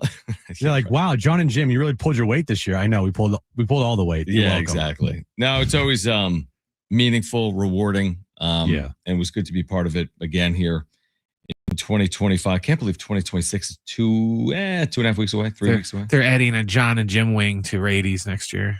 Are they? They should. They should add a John and Jim wing to iHeart. To iHeart. Like not iHeart San Diego, but just like iHeart. Everywhere iHeart. They need to have a John and Jim wing. Can you believe it's almost 2026? Time's almost up, John. Time almost flies. over. Time does fly. Yeah, time does fly. We are, it's crazy. December's always like, I don't know. It goes quick. The years go quick. The older you get, the quicker the years go. And then you realize, like, how did we get through that? What, like, the whole year? Like, no, just like the off season and the year. True. And the Yeah. year. Well, it's like they say with kids, it's like the days are long, but the years are short. I do buy that, man. There's some long days. Very long days. Then all of a sudden you look up and you're like, oh, wow. This has been, I will say, this has been for me personally, this has been a very long year. And you too. I mean, it has been a long year. It's been a long year for both of us. Try to think why. I know why. Yeah, I mean, it's been a long year. I would agree with that. It's been a good year. Been good. Yeah, good long year. Good long year. No doubt. All right, let's get to it.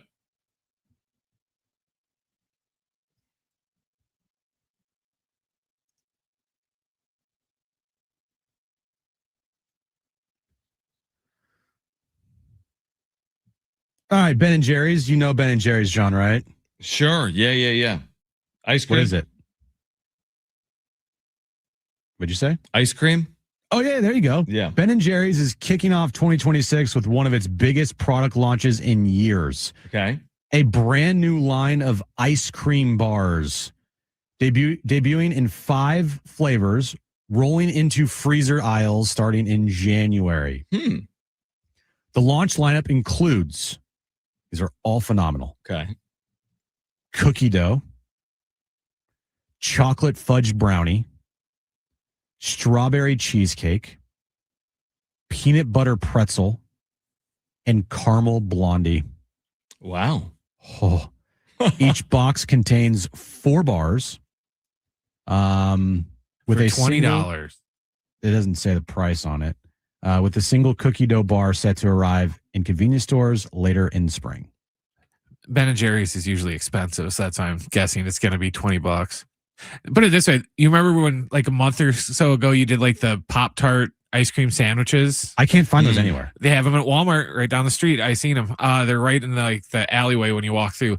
But they want like $8 for like a package of like 4 of them. Well, if you think about it, so it's 4 things. So that's like, I mean, that's 8 Pop-Tarts you're getting. So it's like, because they do doubles, they do 2 Pop-Tarts per ice cream sandwich. So I kind of get it. I think the general statement that Ben and Jerry's is expensive, I do think holds water. I agree with that. You know, but it is also good, in my opinion, a very elite ice cream. Right. Yeah, but I think that's true. Like too. You're getting what you pay for. You're not getting some like bad product. Right. Yeah, I agree. I agree with that. Moving on. Mm-hmm. Bud Light, John, has officially teamed up with the Buffalo Bills. Okay. To release its Blizzard Brew, a limited edition beer brewed using snow collected directly from Highmark Stadium. Oh, wow. The collaboration celebrates one of Buffalo's most famous fan traditions, the Bills Mafia shoveling out the stadium during massive winter storms. Earlier this season, Bud Light collected fresh stadium snowfall, transported it to their brewery, and incorporated it in the brewing process to create a can that's marked as, quote, made with snow from Highmark Stadium. The result is a special 16-ounce commemorative can designed in honor to the team's final season at the old stadium. The beer will be released in limited quantities around Buffalo only, timed to coincide with the Bills' last regular season home game before the franchise moves into its new stadium. It's almost like it would just be too fitting if this is the year in general for the Bills. It would be mean? like something's going on here. Right. Like, is this really going to happen? I kind of thought it would if the Chiefs took a step back, but I don't know if it's going to happen, truthfully. I don't think the Bills are that good. That's the issue. I think other than Josh Allen, they're kind of mid. I mean, even last week they kind of pulled that out against the Bengals at home. Yeah, I agree. There's just something's been off with them this year. The way they win the Super Bowl is if Josh Allen goes Superman the entire postseason. Which is definitely possible. 100%. Definitely possible. Yep, agreed. And finally, I'm excited about this story because I see it all over my TikTok page, and I particularly would never think I would like this, but for some reason, it looks really good. Okay. I'm talking about, have you ever seen the viral egg sandwich from 7-Eleven in Japan? No, never. 7-Eleven Japan is viewed as a delicacy store. Okay. I'm dead serious. Yeah, but that's because they're really nice. I read a thing about this a couple months ago. They're real, our 7-Elevens here in America compared to 7-Elevens in Japan, it's night and day. Their 7-Elevens are viewed as you got to go to 7-Eleven. They have everything there. Interesting. So one of this viral item at 7-Eleven is this egg sandwich, right? Mm-hmm. 7-Eleven has now officially brought one of Japan's most viral convenience store foods to America. The beloved Japanese egg salad sandwich, after years of hype online from TikTok food reviews to travel vloggers, calling it a must-try, U.S. stores are finally rolling out their own version of the iconic Tamago Sando. Okay. The American release stays true to what made the original famous: ultra-soft milk bread with a rich, creamy egg salad made with Japanese-style mayo for the signature silky texture. While it's not the exact copy of the Japanese recipe, it delivers the same comforting, fluffy bite that made the sandwich a social media favorite. When I read that, I'm not as excited, actually. Not as excited. No, because I want the exact egg salad sandwich from Japan. And I know that the American version is not going to be as good. No, of course it won't. I completely agree. Especially in our 7-Elevens, our crap 7-Elevens. Yeah. Come on. Yeah, I want to see these 7-Elevens now that you're referencing in Japan. Look it up. Okay, that's a good point. I'll send you the YouTube story I watched not too long ago. But yeah, they're super clean compared to the American ones. All the food in it, when you think of American 7-Eleven, you think of candy and pizza that's processed looks like stuff. Rubber, yeah. right? It's all fresh, fresh foods and stuff in a gas station convenience store, pretty much. Oh, and I have had people that I've known go to Japan say that the sushi at 7-Eleven is better than some high-end sushi restaurants in America. I thought you were going to tell me you've had people go to Japan and tell you the sushi is really good. Be like, no, you think? Did you look it up? Yeah, I looked it up. It looks very nice. Do you know where 7-Eleven gets its name from, by the way, if we talked about this? No, what is it? I'm pretty sure, and someone correct me if I'm wrong or look it up. I could Google it. It was one of the original stores that was open that many hours, from 7 a.m. to 11 p.m. Interesting. Now, a lot of them, I'm sure, are 24 hours. I don't know if all of them are. Not all of them are, I don't think. Don't you hate when you go to a convenience store or a supermarket and you're it's closed? I'm like, what do you mean it's closed? I need toothpaste or milk. Well, you can go to a CVS. I know. Are all CVS's 24 hours? I don't think they're all 24 hours. Did you Google my 7-Eleven theory? Why is 7-Eleven named 7-Eleven? No, I Googled something that I forgot because there's a hidden message in the 7-Eleven logo. Oh, cool. What's the message? I don't know. I have to find it. By the way, it's eat egg salad sandwiches. It's named for its original revolutionary operating hours, 7 a.m. to 11 p.m., a significant extension from typical store hours in 1946. Which makes sense. It's a long day in 1946. Good job, Jim. And by good job, I mean good job. All right, back on Monday at 2 p.m. Everyone have a great weekend. If you missed anything today, sportssd.com or the iHeartRadio app or iTunes or TuneIn Radio or Spotify. Back Monday with another sports week here in San Diego. For Brent and Jim, I'm John. Keep it here at San Diego Sports 760. Okay. Bye-bye.